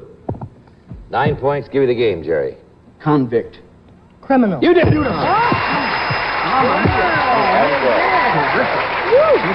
We're having a row here. Wow. Don, that's it. Applaud. If you applaud when he comes on, applaud when he goes off. Darn Don right. McCloyd, ladies He had and gentlemen. some tough Thank you very ones. much. Sorry, I wasn't worried about you, Don. That's it. Thank you, Don. All right, Jerry, now you're moving up into that magic circle. You know, we're going to have a competition of champions here starting March 20th for 1 whole week. We know that Elizabeth Montgomery's coming back. We're waiting on maybe Carol will be back, Carol Burnett, to play that championship. We're going to play for $5,000. We haven't got a man on the top money-winning list. I Now, accept your Oh, invitation. why is that? Because we haven't had any big money winner They guys. haven't had you yet. Yeah, now, you have won $1,000 so far. Let's see how you do with this lightning round. You ready, Sheila? I'll try. In 1 minute, here's the first word. Go. Ceiling. Floor. 50. Rabbit. Run. Little. Bunny. Yeah. Wall. Oh, dial. Money. Wait, honey, let him give the response. Bolt. Safe. Yes. Pearl. Oyster. Ruby. Diamond. Gem. Jewel. Yes. Orchestra. Conductor. String. Violin. Yes. Good. 30 seconds. I was so stupid on the stage. You're terrific. There he is. Oh, boy. On the safe. I was thinking myself about a safe. How Oh, wow. stupid. I said, what did I say? No, for it wasn't safe? stupid. Well, We did it. You got it. You got it. You Oh, got it the was $250. Now, do you want to risk any of that on that word? All of it. You're going to go up maximum amounts, huh? Yes, sir. All right. Uh-huh. Okay. 250 is the bet. The time is 15 seconds. Go. Sleep. Say anything. Wake. Little. Nap. Yes.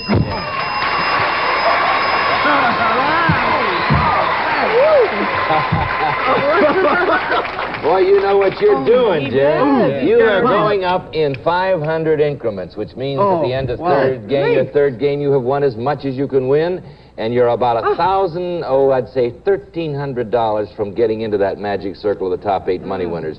You have at this point $1,500, Jerry Yoder. Thank you. Thank you. I like his spirit. Barbara, you got to watch out for Yeah, this they- Jerry Yoder. He's in here to win. Oh, This is Barbara Baxter. You know what she just told me? What? She used to be my babysitter. Your My kid. children's babysitter, Yes, not no, mine. yes, absolutely. You Isn't that used to great? sit for the McRae? Yes. Oh, how wild. Well, Meredith, Heather, Bruce, and Gar? Which And Gar. one? Oh, Gar. Those three. Really? Everybody remembers Gar. Now tell me about yourself. Besides Well, being a babysitter. I'm still a babysitter now. I'm a mother and housewife, Uh-huh. and I teach Sunday school on Mondays, and Wednesdays I'm on a bowling team. I see. What's this about a dance instructor? I used to teach dancing in the valley. Yes, I used to teach tap and ballet. I see. Oh, Well, popular again, tap. Yes. yes, it's Everybody's coming back. doing it. Everybody's got to learn how to do it. You ready to go? You've seen Jerry Yoder play, Barbara. Oh, my. You know what you're walking Never into mind, here. Barbara. Okay, Sheila and Barbara over here, Marty and Jerry there. That's the word they're going to start with. The password is practice. What are you going to do, Sheila? Pass or play? We'll play. Okay. Rehearse. Practice. Right. I knew she'd get that. 'Cause she's a dancer. Yeah. Very good. All right, man, I got to tell you, I think these ladies have got something going for them. So just you got it going over work here. harder than anybody in our Yes. business, so They I knew sure if I do. said that, she'd know what I meant. Jerry and Barbara, friends. The password, hilarious. Jerry, what are you going to do? I'll play 10 points. laughable. Hilarious. Beautiful. Oh, dear. Hey, listen, we've got a second week of game playing that I've never seen on this show. Really, this is Good. You're a better actor than I am. yeah. Very good. All right, you ready to go? Marty and Sheila have the word. It's 10 to 10. Want you to see it. The password, macaroon. Okay, Sheila. 10 points or option? Option, pass or play. Oh, I think I'll pass this one. To you, Marty. 10 points. Cookie. Cupcake. 9 points, Sheila. Coconut. Macaroon. You really set it up for us. Yeah, you did. Yeah, well, I don't You know. had to. I didn't know what else to do with it. It was just going to be 2 words. We're wise to pass. 19 to 10. We'll be right back. Please come back. Brand name. Okay, we have a game going here, 19 to 10. Jerry Yoder, our current champion, with 3 wins and $1,500. Barbara Baxter over here, threatening him with 19 points. A good game, good playing this week with Sheila McRae over here, Marty Miller. Tell your friends to come back tomorrow, will you please? This is Alan Ludden saying the password today is friends. On this Valentine's Day, all of us here on Password want to say thank you for being our friends. See you tomorrow. Today's departing contestants have received spacious roomy luggage by American Tourister, designed to go everywhere by land, sea, or air. Fiberglass reinforced construction, the strong, lightweight luggage by American Tourister. This has been a Mark Goodson, Bill Codman production. Contestants on Password were selected and interviewed in advance. John Harlan speaking.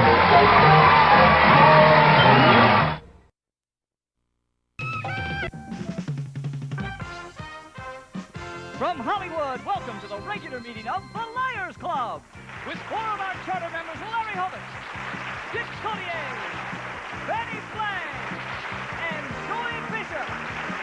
And now meet the president of the Liars Club, Bill Armstrong. Thank you, Joe. More food. Better food. Oh, what a good group. Hi, welcome. This is the regular meeting of the Liars Club. You've just met 4 of the biggest fibbers in Hollywood. Watch them in action right now because these are the people they're going to be fibbing to. And we'll all meet them right now. Hi, Eileen. Hi, Bill. I'm Eileen Hedrick, and I'm a student. What are you studying, Eileen? Nursing. Nursing? Yeah. Oh, could you help our panel? Yeah. Boy. Hi, Mitch. Hi, Bill. I'm Mitch Koch, and I'm a student. What are you studying, Mitch? Accounting. Accounting. You could help. No, couldn't help our panel. I thought he was studying Eileen myself. Hi, Shelley. Hi, I'm Shelley Cohen, and I work in the registrar's office at UCLA. The registrar's office at UCLA. Very good. I'm Mary. Hello, Bill. I'm Mary Searles. I'm a secretary for patent attorneys. Patent attorneys. Hey, well, you ought to be good at this game, huh? Yeah. Let me tell you how we play it, and I'll tell the folks at home at the same time. Our stars are going to be telling strange stories and making strange sounds as they hold up strange objects. Our players have to figure out which star is telling the truth, because only one of them is and one always is.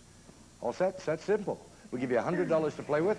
You can bet up to $100 every time you have a chance to bet. In the first round, which is right now, we make the odds 1-to-1, means we pay your bet back at even money. All set? Make a whole bunch of money. You ready? Oh, I have it here, don't I? I always forget that. I'll show this to the people in their houses. That's it, a little piece of metal with tooths on it. Now, you know what it is, right? No. Larry knows. A little piece of metal with tooth on it. I blew it? That's what you say this is. This is life and death to some poor inventor. You say a little piece of metal. So easy when you don't come up with things yourself and make things.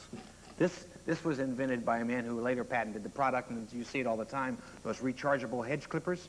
This is the blade guard that goes on the bottom. You know, those blades go like that, the hedge clipping blades. This is just a little blade guard. You've seen hundreds of them. Just a hedge clipper blade guard. That's it? It's really a boring item. Well, it's either that or a bottle of booze. You know what this is? This is, they use this for horses. It gets out of line. Turn around your face with it. No, this is really for horses' tails. You know, you're very close to that, aren't you, Bill? Oh, yeah. All you do is I'm even closer now.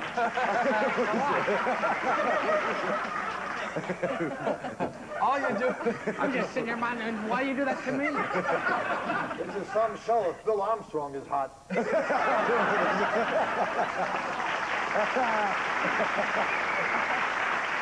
been the winner all week. Don't do negative reaction. Don't do negative reaction. You're the highlight of my life, I can't tell you, Bill. Anyway, you take this, Come in here. and you braid the horse's tail with this. That's what you do. You comb it, and you comb it. Am I talking? Oh, you comb it, and you comb it, and you comb it, and then this separates the hairs so that you can then braid them and plait them together. That's really what it's for. It's for braiding horses' tails. Braiding horses' tails.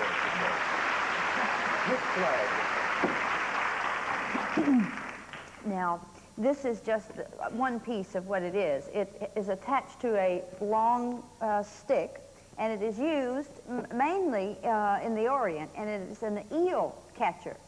Now, you may think that it doesn't look like an eel catcher, but it is an eel catcher, and I'll tell you why. It's made of aluminum, and you would wonder why it would be made of aluminum. Have you ever heard of electric eels? It's true. No, really. A lot of people were killed because when you stab an electric eel, it goes up and it kills them. And it kills them. And they fall off to death. They do. So, and they no longer there. You see, when they got them, kill them because electricity doesn't travel through aluminum. You know what I'm saying? And so when they... You know what happened? That got all over my shoes.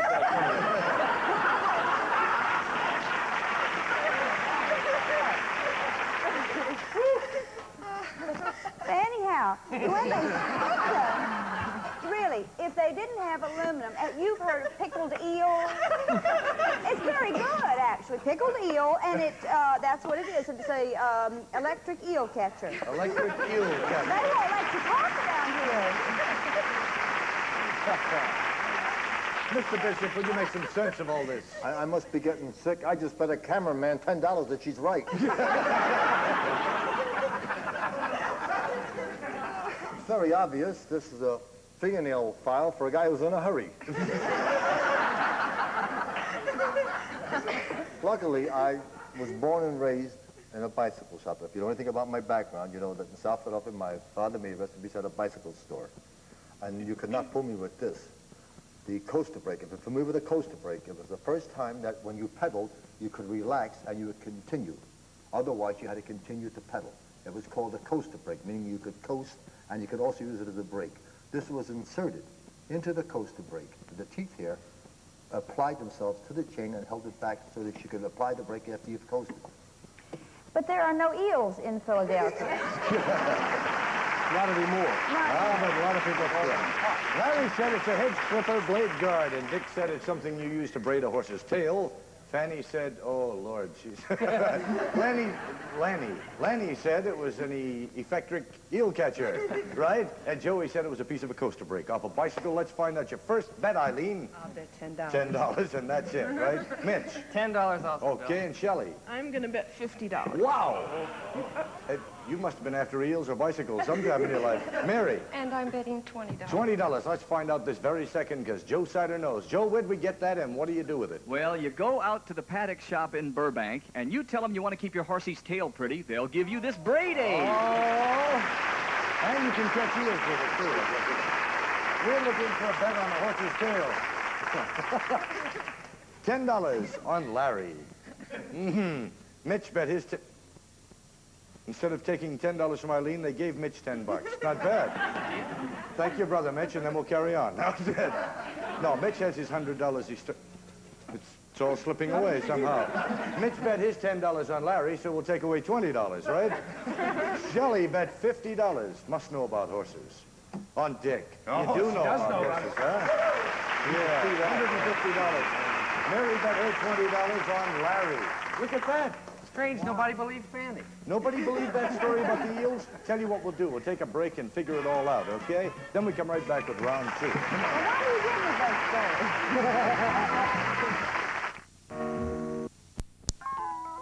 Our contestants will each receive a gift from our list of prizes, which includes an assortment of Maybelline products. Here's everything you need in the beautiful eye makeup wardrobe from Maybelline. Or a gift certificate from Jack in the Box. Super tacos, jumbo jacks, and other delicious things take life a little easier at Jack in the Box. Or Digel Lemon Orange, the antacid with the new refreshing flavor. Try it, new Lemon Orange Digel. And now, back to our liars. Thank you, Joe. We're back. This is round 2, and we tell our players to move the odds up to 2-1. See if we can all make some money this time. You all set? Here we go. Joey Bishop is holding something peculiar. This is something I haven't seen in many years. But actually, it is so simple that you're supposed to be fooled by it. As a matter of fact, if you saw the picture, Dr. Jekyll and Mr. Hyde, then you would know what Dr. Jekyll did. If you have vials of things and you're going to mix them, instead of just turning around each time and getting the vial, what you do is insert the vials in here. And then as you need a little bit, you add. What they've done here, though, the wise guys, they've taken and erased the degrees so that you would not be able to identify it. But that's what that is. It's a chemist's mixer thing, right? It's a chemist's mixer thing. I like the way you... Penny Flag. You give me terrible stories. This is an eel catcher. No, this is actually just a simple fountainhead. You've seen it many times. And by Ayn Rand. Exactly. And the water comes up, and you can use these nozzles, these holes, to have different streams there. And it's all it is just a modern, as a matter of fact, fountainhead. A fountainhead for making pretty... This is modern, and it's what it really is a plastic pipe rack and humidor. And there is an attachment that's on the bottom here. And you just take your pipes, you see, and you rest them in there, Bill. You know how it is with the pipe. You're into pipes. And then all you do is take the pipe from below, and you go like that, and it dispenses it, and you just stuff it in there and jam it in your mouth and smoke it. That's what it is, a pipe rack and dispenser. Larry Hovis. It is. I believe you. Well, this happens to be a religious article, and I don't think we should be kidding around. If it was a religious article, the bishop would have recognized it. Not a religious article. Be that as it may. It is a religious article. It is from a bingo game. It is the it is the ping pong ball blower in a bingo game.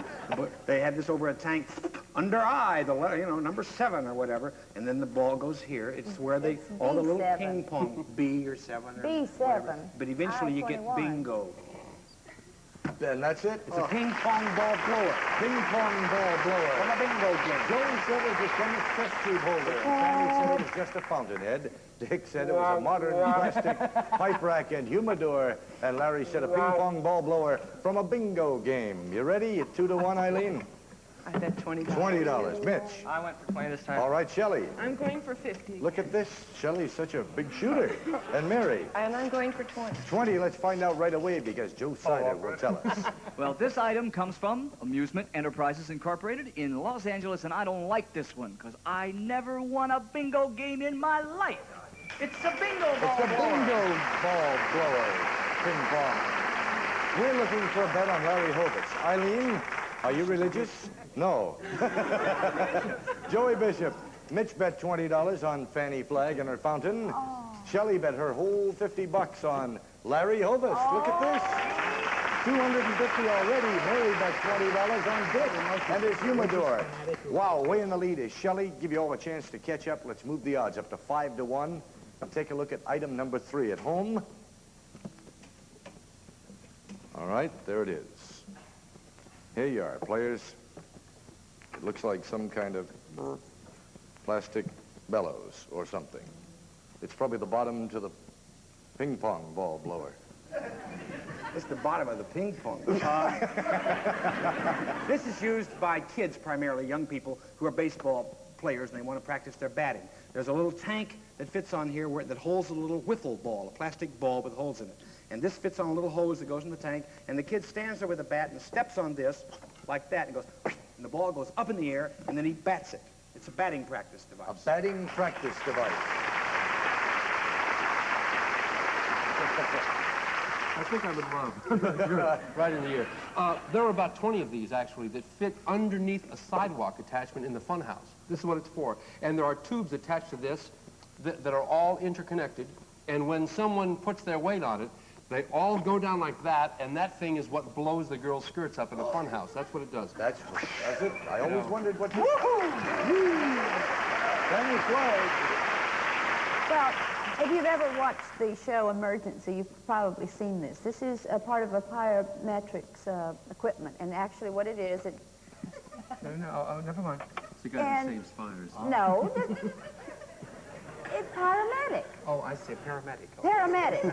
And they, this is part of their getting oxygen to people that are trapped in cars and wrecks, and that's all it is. Just paramedics equipment. Is that what it is?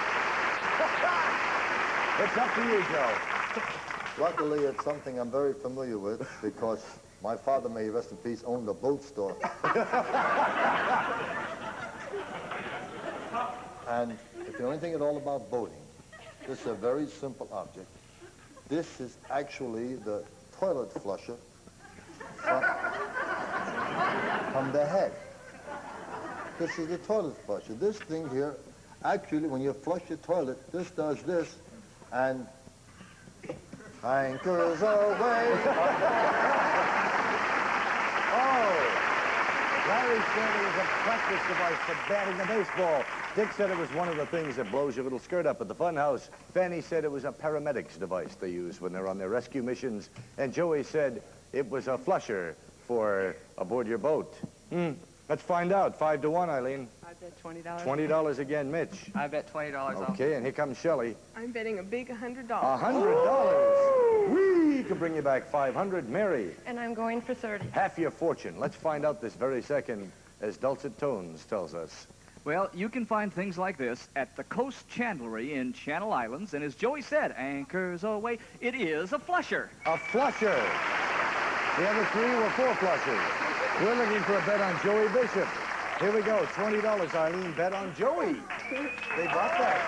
Picked up, look at this, $170. Mitch bet $20 on Joey. Shelley bet 100. Joey. Woo! $750, and Mary had her $30 bet on Fanny. Oh, I bet you watch Emergency. Huh? Should watch the other one, the boat show. Shelley's in the lead. I don't know if I'm offended or not. I talk about toilet flushing, they all guessed me. Right. Bless you, Mary, for that. You have $750 in the lead, Shelley. When we come back, it's still anybody's ball game. See how you hold it home when we hit the off corner right now.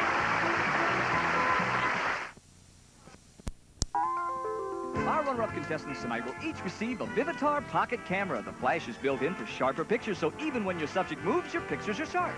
Vivitar, and now back to Bill Armstrong. Thank you, Joe. Welcome back. This is round 4. We call this the Art Corner. This is our last chance to get a champion. And players, we move the odds for you up to 10-1. It's almost anybody's ball game. Shelley's way in the lead with $750. Let's see what happens. We go into the mysterious back room. That's what we call the Art Corner. And find...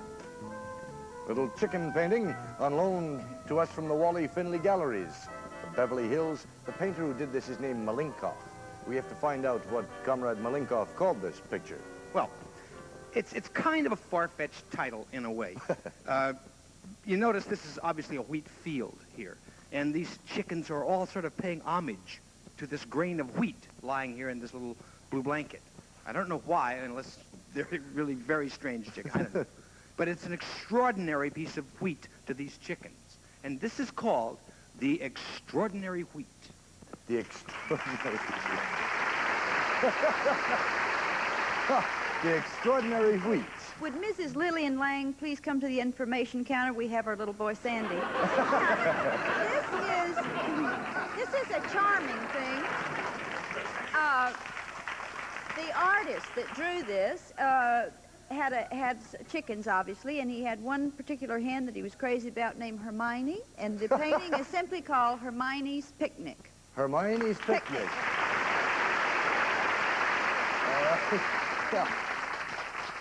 Notice the symmetry, the charm, the elegance, but enough about me.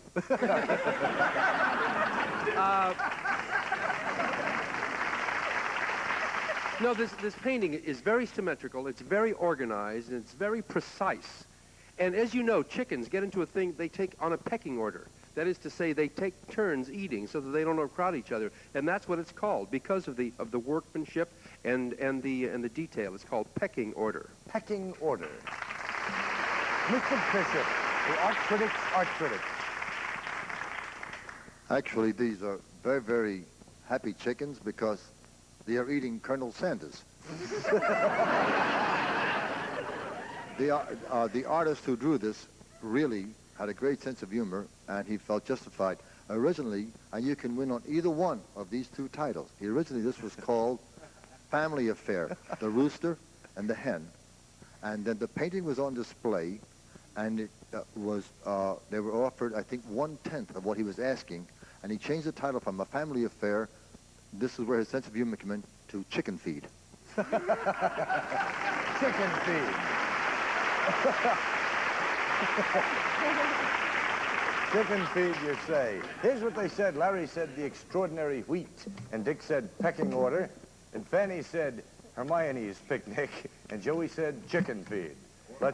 Or Family Affair, either one. Take your pick. Here we go. You ready? Ready. How much, Eileen? I'm going to bet $100. Wow, Mitch. I bet $90. And Shelley. I'm going to bet $100. Or you just won't quit, will you? Mary. And I'm betting $30. The whole thing. Here's what we do. Cross your fingers and close your eyes and all that stuff, because we have to take a short break. Then we'll come back and find out who's our champ right after this.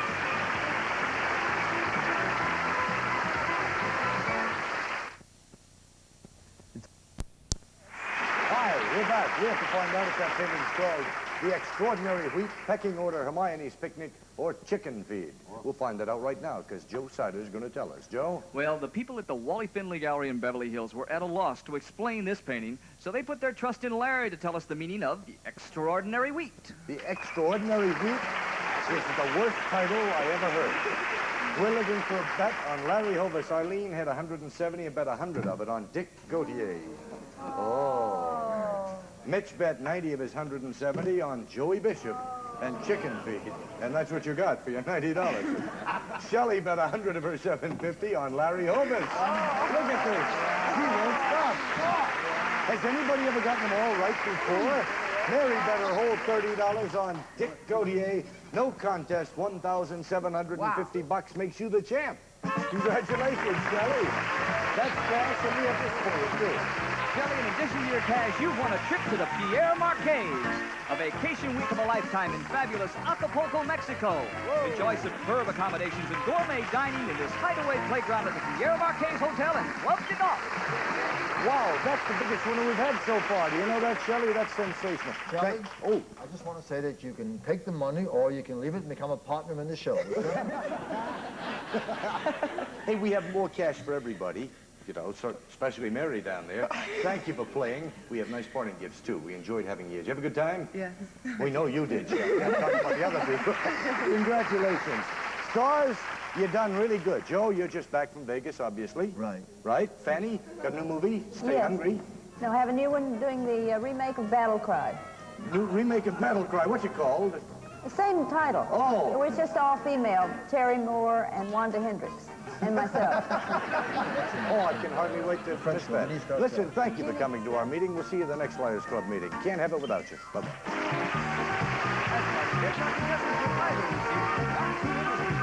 Plant and planter arrangement designed for dual use as a planter and as an attractive room divider from Mark II Industries. Or the original Lee & Perrins Worcestershire sauce, together with a silver-plated tray. Enhance your recipes with Lee & Perrins Worcestershire sauce. Or Certs. If you just finished a Certs, don't worry. Certs keeps on freshening your breath and cooling your taste even after the candy is gone.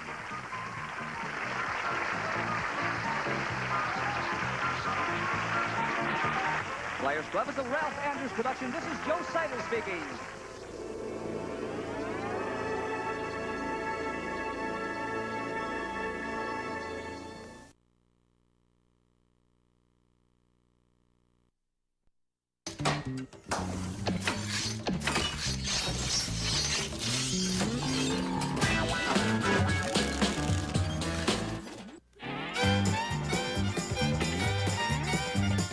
It's time for the Family Feud, introducing the Timmons family. Ron, Jan, Pat, Don, and Dave, ready for action. And the Williams family. Lee, Fred, Paula, Brenda, Lee, and Jackie. On your marks, let's start the Family Feud.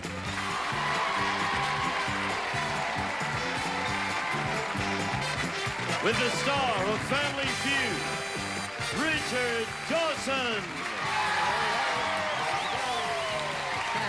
Welcome. Thank you. Thank you. Well, thank you. Thank you for watching. I want to send my love to two friends who got into car accidents, and they're dear people. Judy Carn, who worked with me in Laugh-In, and a great singer, nice lady, Nancy Wilson. Want them both to get better, okay? Here are the champs, the Timmons. How you doing, sir? How are you, Richard? It's fine. Not quite as well as you. You've got $5,374. Oh, I can't believe it. Meet your family, Ron. My family is my wife, Jan, next to me here, my sister-in-law, Pat, her husband, Don, and their son, Dave. Got a feeling he's doing a special on his own. Just as slow as introductions. What were you? You're a dean now of a college. No, I'm director of admissions at California Lutheran What's the difference? College. $8 a week? About, yes. Did you teach? No, I've never taught. No? No, How does that work out? I don't know. I mean, how do you judge who gets into the college? Oh, by their grade point averages and their SAT scores and their activities in high school. He's a bit of a twister, this fellow. I'm going to move on to his lovely lady. Hello. Hello. Let's introduce America to this little rascal again. Funky? Funky? You won $5,000 all on your own. You'll get his eyes fixed, will you, later? Okay. How many children do you have? 2. 2? Terry? Terry. That's who gave you that? Yes. And? And Scott. And they here? Oh, yes. Good. Hello, Angel. Hi, Richard. You have family? Yes, I do. 3 children. Well, my husband also. David, Debbie, and Danny. Okay. That's nice. It means she mothers you. That's right. No, it's not bad. Did I ask you what you do? What do you do? I represent a hotel in Honolulu. Oh, the Hawaiian that's Region. right. We talked about that. Now, do you live there all the time, or do you? No, we live here, and I represent the hotel to the travel community and the airlines. Probably get a good deal from you then. Oh, you might. If you keep winning. Well, I'll put it that way, because I know people at home will say, you want to help them. And you just got out of high school? Sure did. And? Ready to go make $1 million. You're going to go into the old Lutheran College? Yeah. You probably know the guy who does the admissions, don't you? Somewhat, yeah. Yeah, sure. Here's the family going to a challenge called the Williams. Good to have you here. Yeah. Who you got? I got my daughter Paula with me. Yeah. And I have Brenda with me. You do? And I have my son-in-law Lee. Lee? And I have my daughter-in-law Jackie. Okay. Well, you sound like a man of the cloth the way you were going on there. What do you do? Well, I have a furniture store, and I am a man of the cloth. You are? Yeah. I'm delighted to meet you. I'm a devil fighter. You are a devil. Probably gonna fight me later. He's a devil fight. Have a furniture store? I have a furniture store. Now, do you get a lot of sinners come in there? 54th and Crenshaw, they come up there. Yeah? Yeah. Is that a good area for sinners? Good area for devils, because they robbed me once. Oh, my goodness. Shame, shame. Hit them with a chest of drawers or something the next time they come in. Hi, darling. How are you? Hi. You're a pretty lady. Thank you very much. What should I know about you? Well, I'm Paula. Yeah. I'm a sales rep with Xerox Corporation. Yeah. And I'm a mother of a small child, a little boy, What's his name? Brian. Did I meet him? Yeah, I saw him. Yeah. We might meet him a little later if we have some time. He's cute. Thank you. And is that your husband there with? No. No? No. Is he around? No, I'm not married. You're not? My son-in-law. I might have a copy made of this. How are you? I'm fine. How are you? Much better now, thank you. What should I know about you? Fantastic. Well, my name is Brenda. Yes, right, I know. And that. I sell medical products for Abbott Laboratories. You wouldn't have an upper on you, would you? Well, I don't Just a know little about joke. that. What do you do, Lee? I'm a reporter for the Los Angeles Times. Well, don't lower your voice. Just tell Okay. me all about it. What do you do, investigate? Well, I do a little bit of both, yeah. Yeah? A lot of general assignment reporting and city reporting, government reporting. Neat job. Nice. How are you? What do you do, Jackie? Fine. I'm a graduate student in clinical psychology at USC. Good girl. All right, come on, let's play the Feud. Here we go. Come on, Fred. He's ready to save you, so watch out now. 100 people surveyed. Top 6 answers on the board. You have to try and find the most popular answer. Here is the question. Name a song that's sung a lot every year. Yes, sir. How about Happy Birthday? Happy birthday! The number one answer. What are you going to do, sir? Play or pass? They say we're going to play. Okay, you go back to 54th and Crenshaw, and I'll contact you telephonically. Name a song that's sung a lot every year, Jay. White Christmas. Ah, 100 people surveyed. Did any say White Christmas? They did indeed. 17 people said it's $62. Pat? The national anthem. Aha. Oh, The old national anthem. You got it?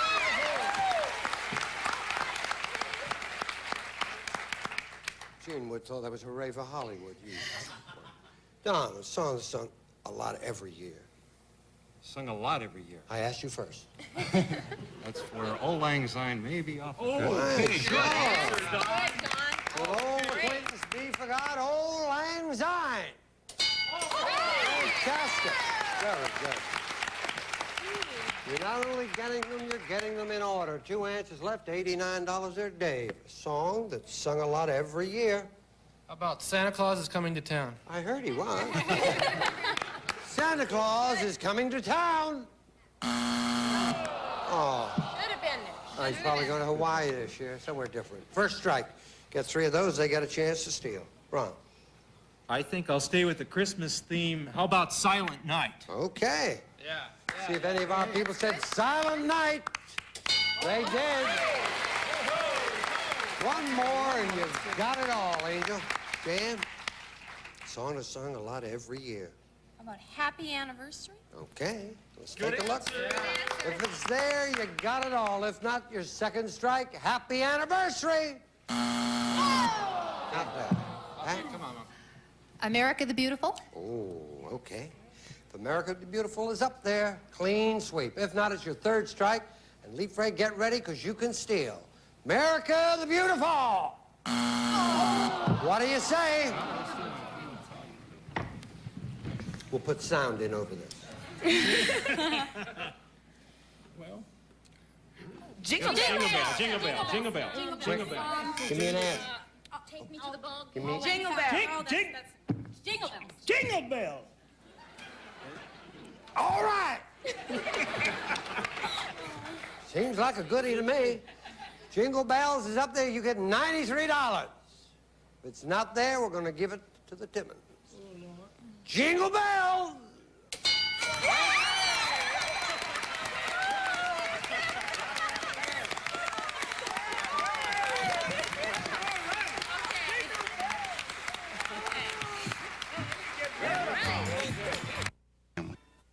Okay, now the Williams are in the lead with $93 and nothing here at the moment. Jan, come on, babe. Come on, Paul. 100 people surveyed, top 5 answers on the board. This is the question. Name a creative occupation. Yeah. Pottery. Pottery. Wide open. This is Designer. looking for a designer. Clothes designer. What do you mean by that? Okay, fashion designer. Okay? A fashion clothes designer. By the way, what did you mean by pottery? All right, I'm just checking. Fashion designer. Okay, fine. Now, you control. What are you going to do? Play. We're going to play. What do you meant by that? Hi, darling. Hi. Name a creative occupation, please. Writing. All right, Carol. Very good. 7 people said it. Please. An architect. Okay. Looking for an architect. $20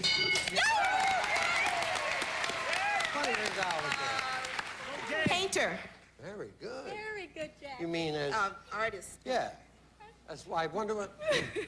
A painter, artiste. The number Very good. Boy, they're a good family. Yeah, they go to heaven, too. Well, be that as it may. First, I want them to play the game.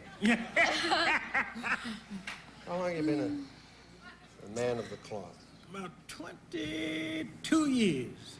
How long have you been in the furniture business? About 20 years. Well, what happened? Did you have a couple of shaky years?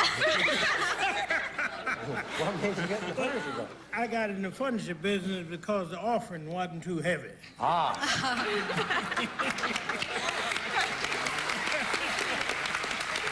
You mean when you passed the plate? It wasn't too heavy.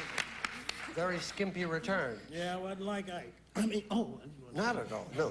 You mean the Reverend Ike? Yeah, Reverend Ike. Oh. Well, he goes straight to the point, doesn't he? He doesn't mess around. He says, give me green.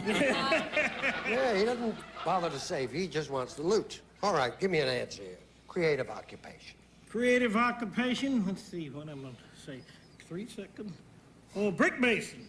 Brick mason. Brick mason. All right. See, if you say 3 seconds, you're going to do me out of a job. Okay. Then you'll be in the cloth, furniture, and you'll be hosting a game show. That's my job to say 3 seconds. He's doing it all here. All right. Brick mason! Not there. Well, it's only your first strike. Yeah, Paul. Okay. Creative occupation. Let's try songwriter. Okay, that sounds like goodie. Songwriter's up there, you got it all, and a big lead. Songwriter! Hey, Brenda. 2 strikes now, but only 1 answer left. A creative occupation. Sculpturer. Okay. Sculpture's up there. You've got it all. If not, get ready, because you can steal. Sculptor! Not there. What do you say? Hey, you can do it right now. Actor. Interior decorator. Interior decorator. Interior decorator. Actor, musician. An actor. Need an answer. Okay, I think we're going to go with actor. Always thought Okay, I was yeah. creative. It's good. Okay, Ron. If an actor's up there, you get $74 in my undying respect. Come on. However, if it's not there, and I don't think it will be, you get a big lead in the game. Actor!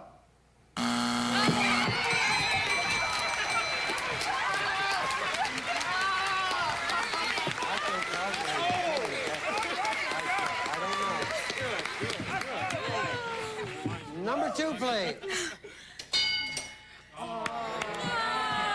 Ladies were right. They said interior decorator. I've got to have my interior decorated sometime. Of course, not right now because we've got a commercial, but someday.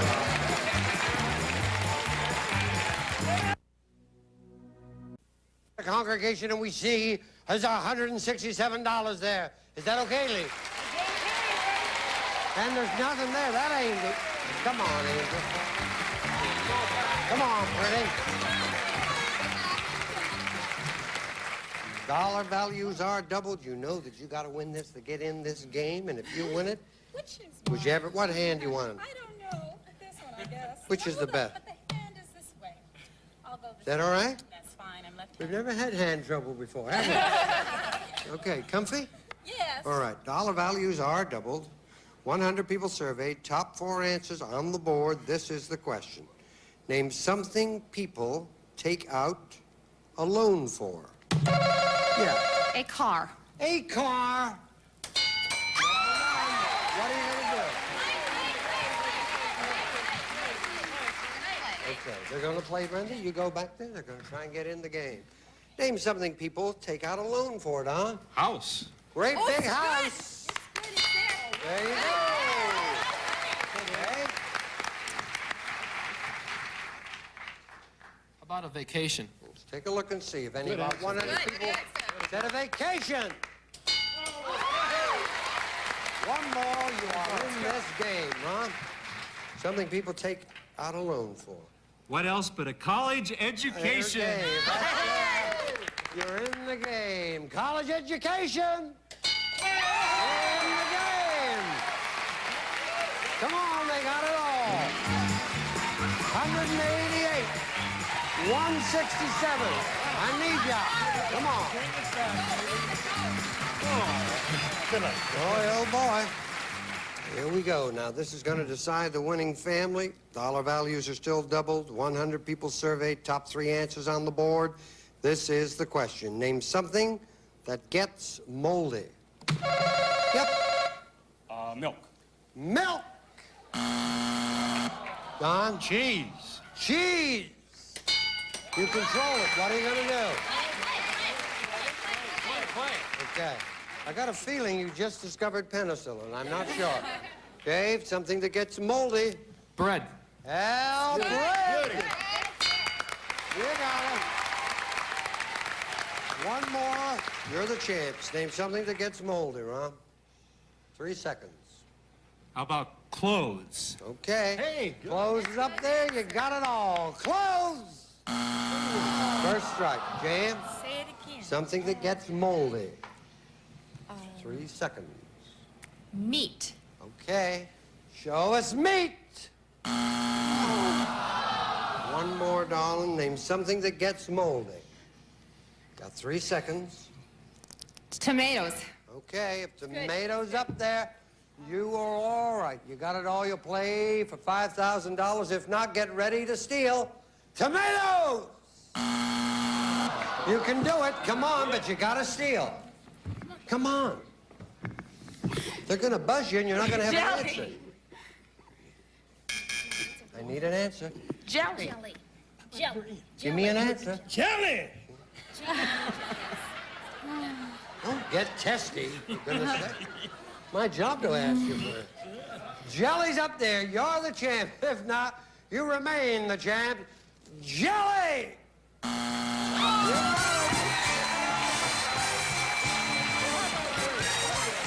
Bread's up there. Number 3, please. Fruit. Fruit. No breaking this now. Unless you sell these at 54 grand. All right, you got $167. We've got nice prizes for you. You gave it a run. You had a good time. We thank you for being here. Thank you. You got gorgeous family. Thank you. Thank you. Thank you, Jackie. Right there. Who's going to play? Come on. I need 2 people. All right. We'll never know what's going to happen because we got to watch this. We'll be back. Look. Ready? Okay, Jan's off stage. Earphones on. She can't hear us. Now, I ask you 5 questions. Give me 5 answers in 15 seconds. Try and think of the most popular answer. You and Jan get 200 points. What do you have? $5,000. 15 seconds, please.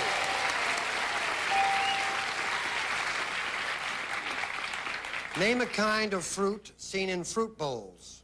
Apples. A word used in football. Touchdown. A food people always put salt on. French fries. The most painful type of ache. A headache. Any holiday. Christmas. Turn around. Good girl. Name a kind of fruit seen in fruit bowls. You said apples. Our survey said 45. Word used in football. You said touchdown. Our survey said 37. You got 82. Food people always put salt on. You said French fries. Yeah. Our survey said 31. You got 113. The most painful type of ache. You said not tonight. Our survey said 25. You got 138. Any holiday, you said Christmas. Our survey said, oh, clear the board. You are great. Off you go. Here's Jan. Let's go, darling. Come on. Here's your good luck. Thank you. You need 12 points. I'm going to ask you the same questions that I asked Pat. You cannot duplicate her answers. If you do, you hear this. I say try again, you give me another answer, okay? Okay. Remind everyone, please, the answers Pat gave us. Give me 20 seconds on the clock. That's for luck. Thank you. Name a kind of fruit seen in fruit bowls. Banana. A word used in football. Touchdown. Try again. Pass. A food people always put salt on. Eggs. The most painful type of ache. Back. Any holiday. Christmas. Try again. Easter. Turn around. You're huggable. You're huggable, too. Thank you. Let me see. You ready? This little fella is so good, isn't he? He's good. What's his name? Funky. Every time you hold him, you seem to do well. You're 12 points away. Okay. We said name a kind of fruit seen in fruit bowls. And you said banana. Deo. Deo. Daylight come on, me one go home. Yeah. Wonder if I could get a contract. I'll give you one. No, I mean, Harry Belafonte has not recorded for years, has he? See, Mr. Talaman telling me banana. I'll give you a contract. And the service said, no, I don't want to do that. I have to stop singing if I see what they do. 12 points away. I can't tease you any longer. You said banana, and our survey said, you got it.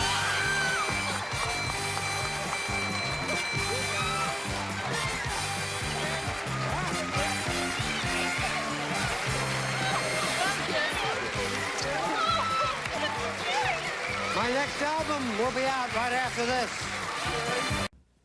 And so we say goodbye on the Family Feud. Goodbye.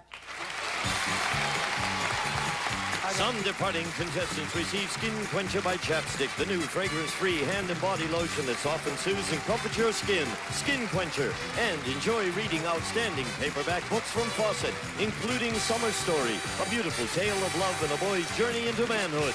And make your garden and lawn jobs easier with these Village Blacksmith loppers and shears. Coated with Teflon S for easier, cleaner cutting. And a cooler and a supply of Fresca, the surprising taste of Fresca. Tart, tingly, and sugar-free too. Wow. This is Gene Wood speaking for Family Feud. Mark Goodson, Bill Todman. It's time to register to play our interactive game shows. Call 1-800-537-GAME. It's fast, it's fun, and it's free. You only have to register once to play forever on Game Show Network.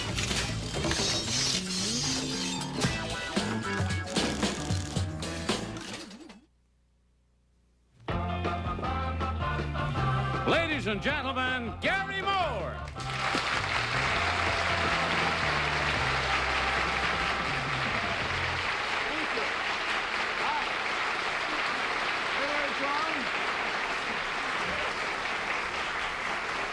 Thanks very much. That's very kind of you. Nice to see you, my friends. Welcome back to Tell the Truth. We're going to get right down to business today because this first spot deeply involves one particular member of our panel. And I, for one, simply cannot wait. So let's get right at it and meet our panel here on Tell the Truth. Gene Rayburn. Kitty Carlisle. Bill Cullen.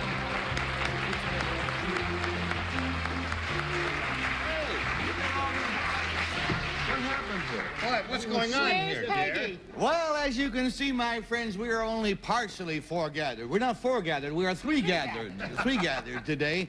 We are castless for the moment.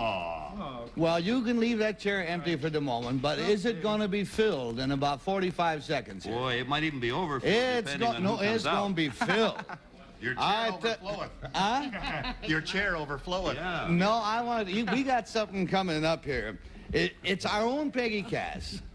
For today only, has been magically transformed into the original platinum blonde. So, panel, if you can stand it, from out of the past, let us present Miss Peggy Cass, made up to look like Jean Harlow.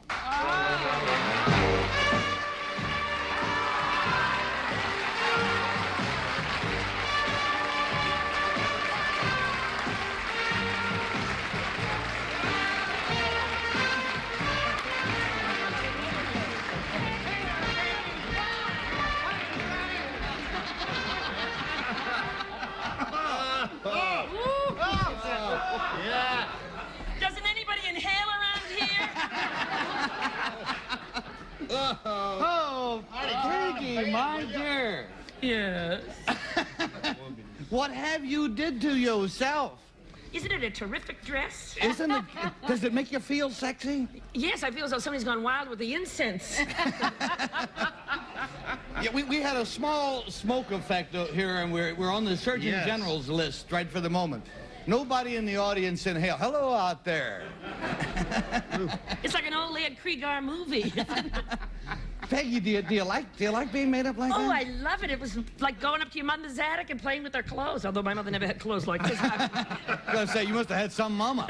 What's it for? Yeah. I'm Jean Harlow, you dope. I know, but why? Because... What? Because that's the man who made me up. The man that made me up. I was in the room and three guys that looked like executioners came in with hoods on. I felt like Anne Boleyn. That's right. As a matter of fact, Peggy herself, well, the spot will be self-explanatory as before. I asked a fellow to try to make me up to look like Clark Gable. He said that he's a makeup man. He doesn't do social work. So, there we are. But we're about to meet this magician right now. Let us meet the man who did Peggy's makeup.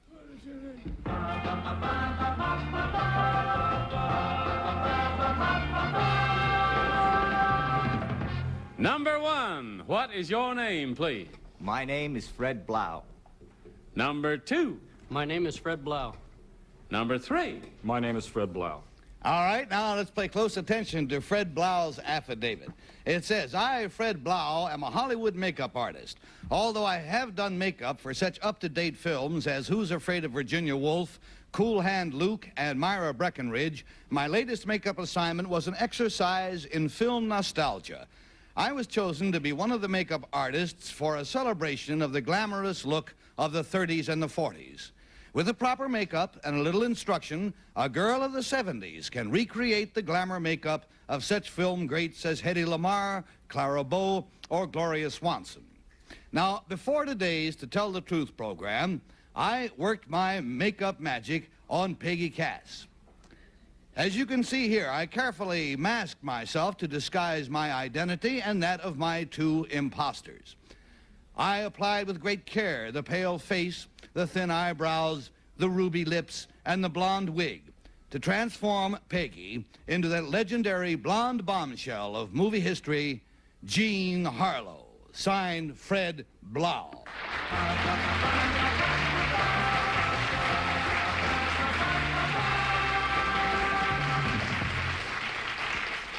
And Peggy, I want to compliment you. Not too many girls are dedicated enough to let themselves be shown on the air being made up. I think I look better.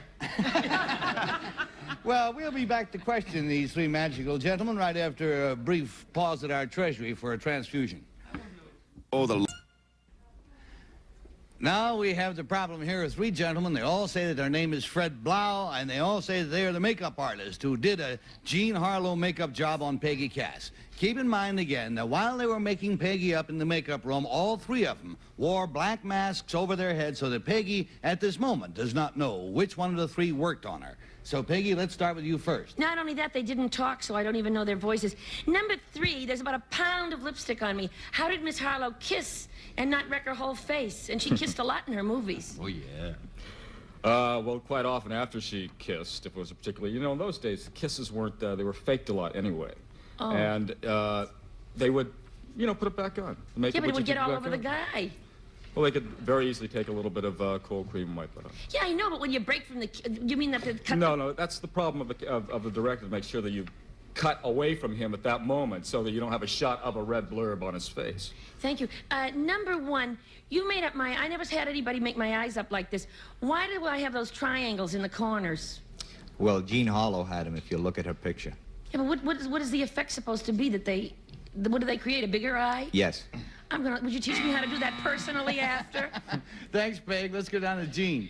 Whoever did it, you did a great job. Didn't he? Peggy, you've aroused my libido more than ever, my dear. I was about to say, there's nothing new in that. Number 2, you know who Ray Vosges is, right? I know the name. Okay. Number 3, who is his most famous client? Or infamous Richard Nixon. Yeah.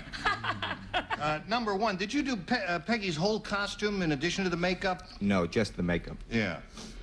Well, number 1, Jean Harlow, I understand, was liberated long before her time, and her directors, when they were working with her in a film, never let her wear a bra. I am wearing a bra. Oh, all right. That's... I couldn't get it on if I didn't wear a bra.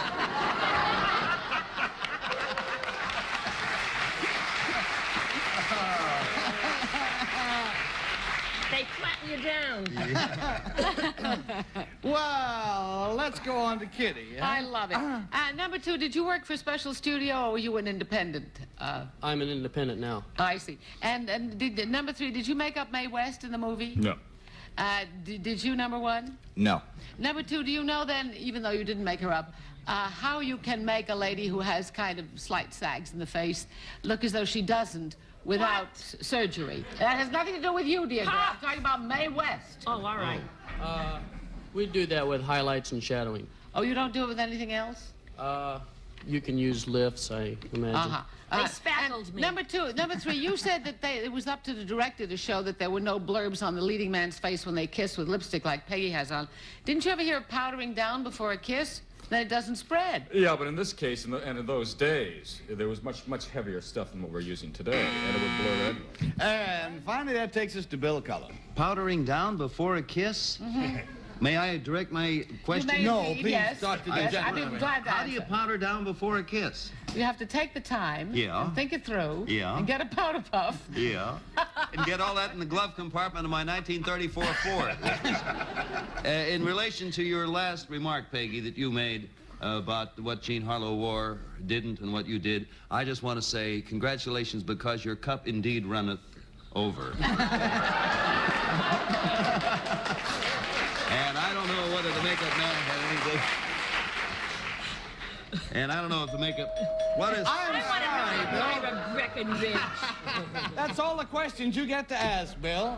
That's not unusual. That's all the questions anybody gets to ask, because the ding-dong are dung. And so that means that we must mark our ballots. We must decide as to whether it's makeup man number 1, makeup man number 2, or makeup man number 3. You know, we pay $50 for each wrong guess. We pay $500 if nobody comes up with the right answer, and Peggy starts. Well, reason is personal. The one who made me up, I said, nobody will take me out looking like this, and he sort of went like this, that he was going to take me out later, and I want to go out with number 3. So...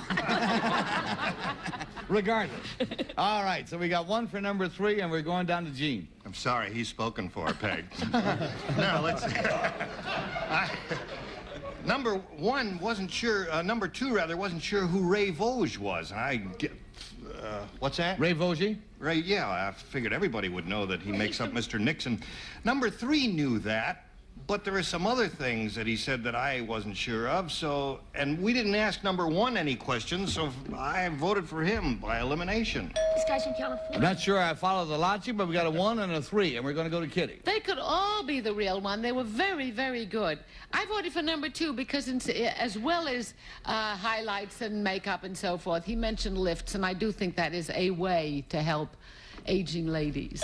And so we're all over the board. A 1, a 2, and a 3, and Bill Cullen's going to break it. Well, I thought number 3 volunteered too much, so for that reason I eliminated him. I was torn between 1 and 2, and I was going to determine which one it was from my questions.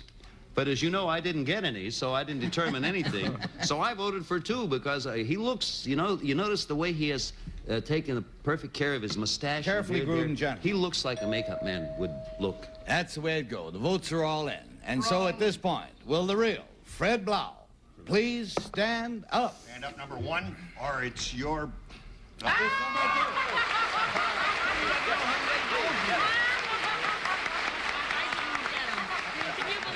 And Peggy missed. And Peggy missed. Nice job, gentlemen. Number 1, what is your real name, please, and what do you do? My name is Tony Nabel, and I'm with the Nacito Paving Company. Good to have you. And number 3, sir, what is your real name? What do you do? My name is Michael Staley, and I'm a writer.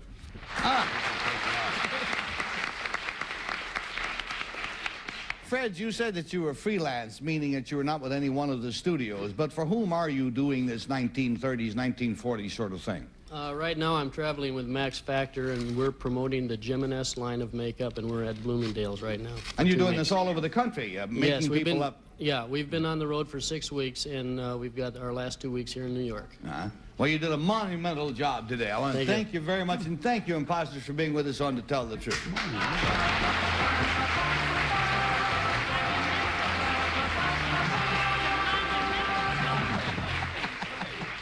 I didn't mean it like Mount Rushmore. You said monumental. Yeah, I said monumental. And I heard that. I take an awful lot of guff for this paycheck. I said monumental, and if there was some way I could kill myself, I would. I'll do it for you. But I'm not allowed to because we still got a couple of one spot to go. In a moment, we're going to meet a bowling gal who really knocks them over. You come back, huh? And now let's say hello to our winning bowler.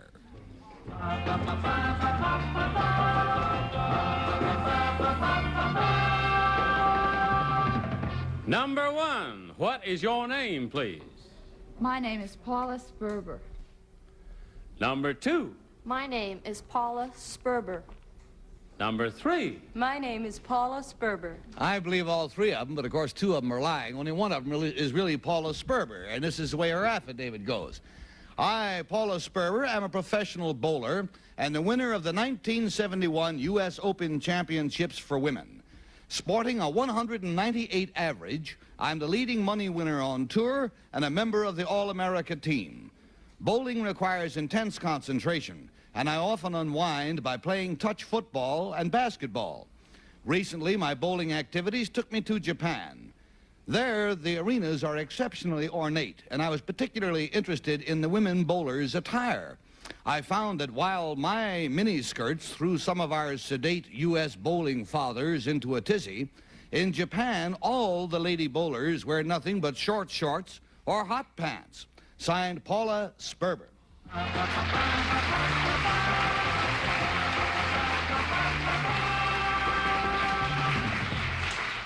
And we'll start the question with our sports expert, Mr. William Cullen. I'll tell you, whoever is for the 1971 Open champ, they're all very young. So I'll begin with number 2, just because that was my lucky number last time. Does the name Ludwig mean anything to you, number 2? She was a very good bowler, I guess, about 10 years back. Can you tell me your first name, number 2? Marion. Number 3, when you want to throw, do you throw a curved ball or do you throw a straight ball? I throw a hook. I'm left-handed. I throw a hook. And you bowl from what side of the alley then, number 3? From the left side. Number 1, are you a spot bowler? No. If you're not a spot bowler, what do you concentrate then on when you release the ball? If you're not concentrating on the spot. I concentrate on putting the ball between the 1 and the 3 pins. And you never look at the spots at all? It's not a technique that I use. Number 2. And from Bill, we go to Fred here. Number 2, what are spots? Spots are arrows on the lane. Oh, I never noticed any arrows on the lane. Number 3, it says in Japan they wore nothing but short shorts or hot pants. Do you mean they didn't wear any tops? Huh? Occasionally, yes. You mean do they rip-offs. bowl without any T-shirts or anything? No, they did bowl with shirts on. Oh, because I was about to say what an audience they'd get if they moved that act over here. Number two, who are the two biggest bowling manufacturers? AMF in Brunswick. Thank you. Number one, what does AMF stand for? American Machine and Foundry. Thank you. Number three, did you use candle pins or duck pins? Neither. No, Kitty, what kind of pins did you use? It's a 10-pin. Candle pins and duck pins are used up on the East Coast. Yeah, that's where I come from. I never heard of those 10 pins. How about that? It's You been learn Van something every Winkle day. time. Let's go down to Gene. Number 3, you mean the 10 pins are the kind where the machine comes up and down and says, is that what you're talking about? Right. Yeah. The others are just kind of regional, I guess you'd say. Number 2, to maintain an average of 198, how many perfect games would that have included? I haven't bowled any. You've never bowled a perfect game? No. Number 1, in terms of numbers, what is a perfect game? A perfect game is when you get 300 Yeah. How many times have you done that? twice. Twice? Recently? Over the past 2 years. Mm-hmm. And that's part of your 198 score? It's averaged in. Yeah. Number 3, what's the lowest you've ever bowled? Well, when I was about 8, I think I bowled 35. Wrong with that. And we're going to go to Kitty Carlisle. Well, I'm going to start with you, number 3, because that's the way I bowl. How did you get up to this fantastic score, and how quickly did it happen? Well, I have been bowling since I was 8, and it's the last 2 years I've gotten this average. That's all I've been doing. Thank you. Number 2, you said that in Japan the ladies wore short shorts or hot pants. What's the difference? Not much difference at all, except maybe an inch or two. That's what I thought. Number 1, what are duck pins? Duck pins are short, heavier pins that use a smaller ball to hit. Thank you. Number 3, what is a bowling ball made of? Well, it depends. They're either made of a hardened rubber or they are of plastic. Thank you. Number 2, how do you put your fingers in the holes? How do I put my fingers I in mean, the do you holes? use 2 fingers? I'm told that you 3. can use 3, 2. Yeah, I use a 3-finger ball. You do. Thank you. There goes the bell, and that does us in. No more questions. It's ballot marking time. Without consulting amongst ourselves, we decide whether it's number 1, or number 2, or number 3. And I think you know that we pay $50 for each wrong vote. We pay $500 if everybody comes up dry, and Bill Cullen starts. If you wonder why I was laughing when you were saying vote for 1, 2, or 3, I was listening to Kitty explain. She wanted to know how about the all 5-finger ball and the 1-finger ball. And number 2 was very good. She knew all the questions. She knew Marion Ledwig, and she knew that the spots were arrows on the lane. Not the other girls didn't know all the other answers. But anyway, I stuck with my number 2. Okay, you got a 2 showing. And Gene, Peggy? For those of you who tuned in late, I always dress this way.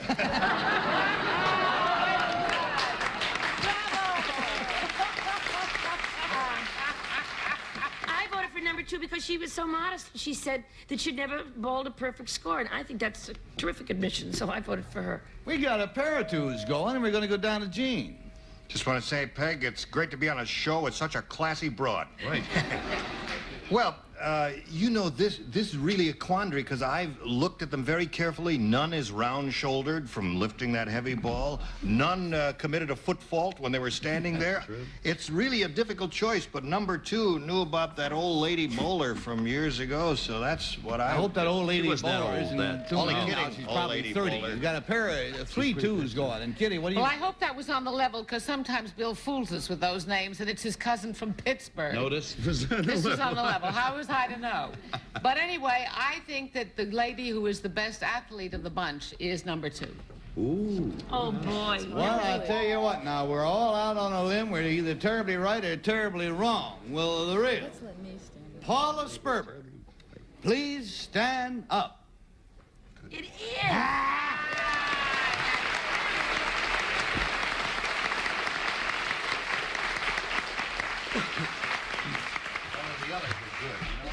The others were real good. They were good. Number 1, what is your real name? What do you do? My name is Harriet Matthey, and I'm an actress, although I'm thinking of retiring. So soon! On what you want You're here. charming. And number 3, please, what is your real name? What do you do? My name is Jackie Gashin, and I study voice with Margot Rebay here in Manhattan. they ever bowl? Paula, yes, by the way, number 1 and number 3, do you bowl at all, or did you have to learn all of this just for the show? Not much. Neither one of them bowl at all. You did a marvelous job. Yeah. Thank you all very much. Sorry you didn't have better luck. Thanks on behalf of the Tell the Truth.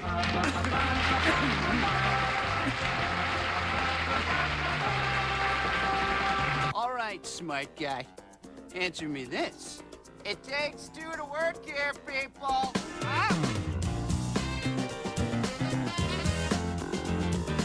Survey says, sweet.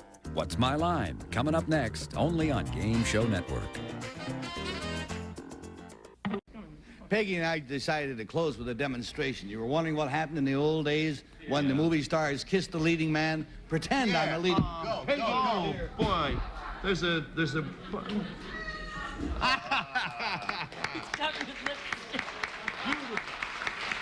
you next time.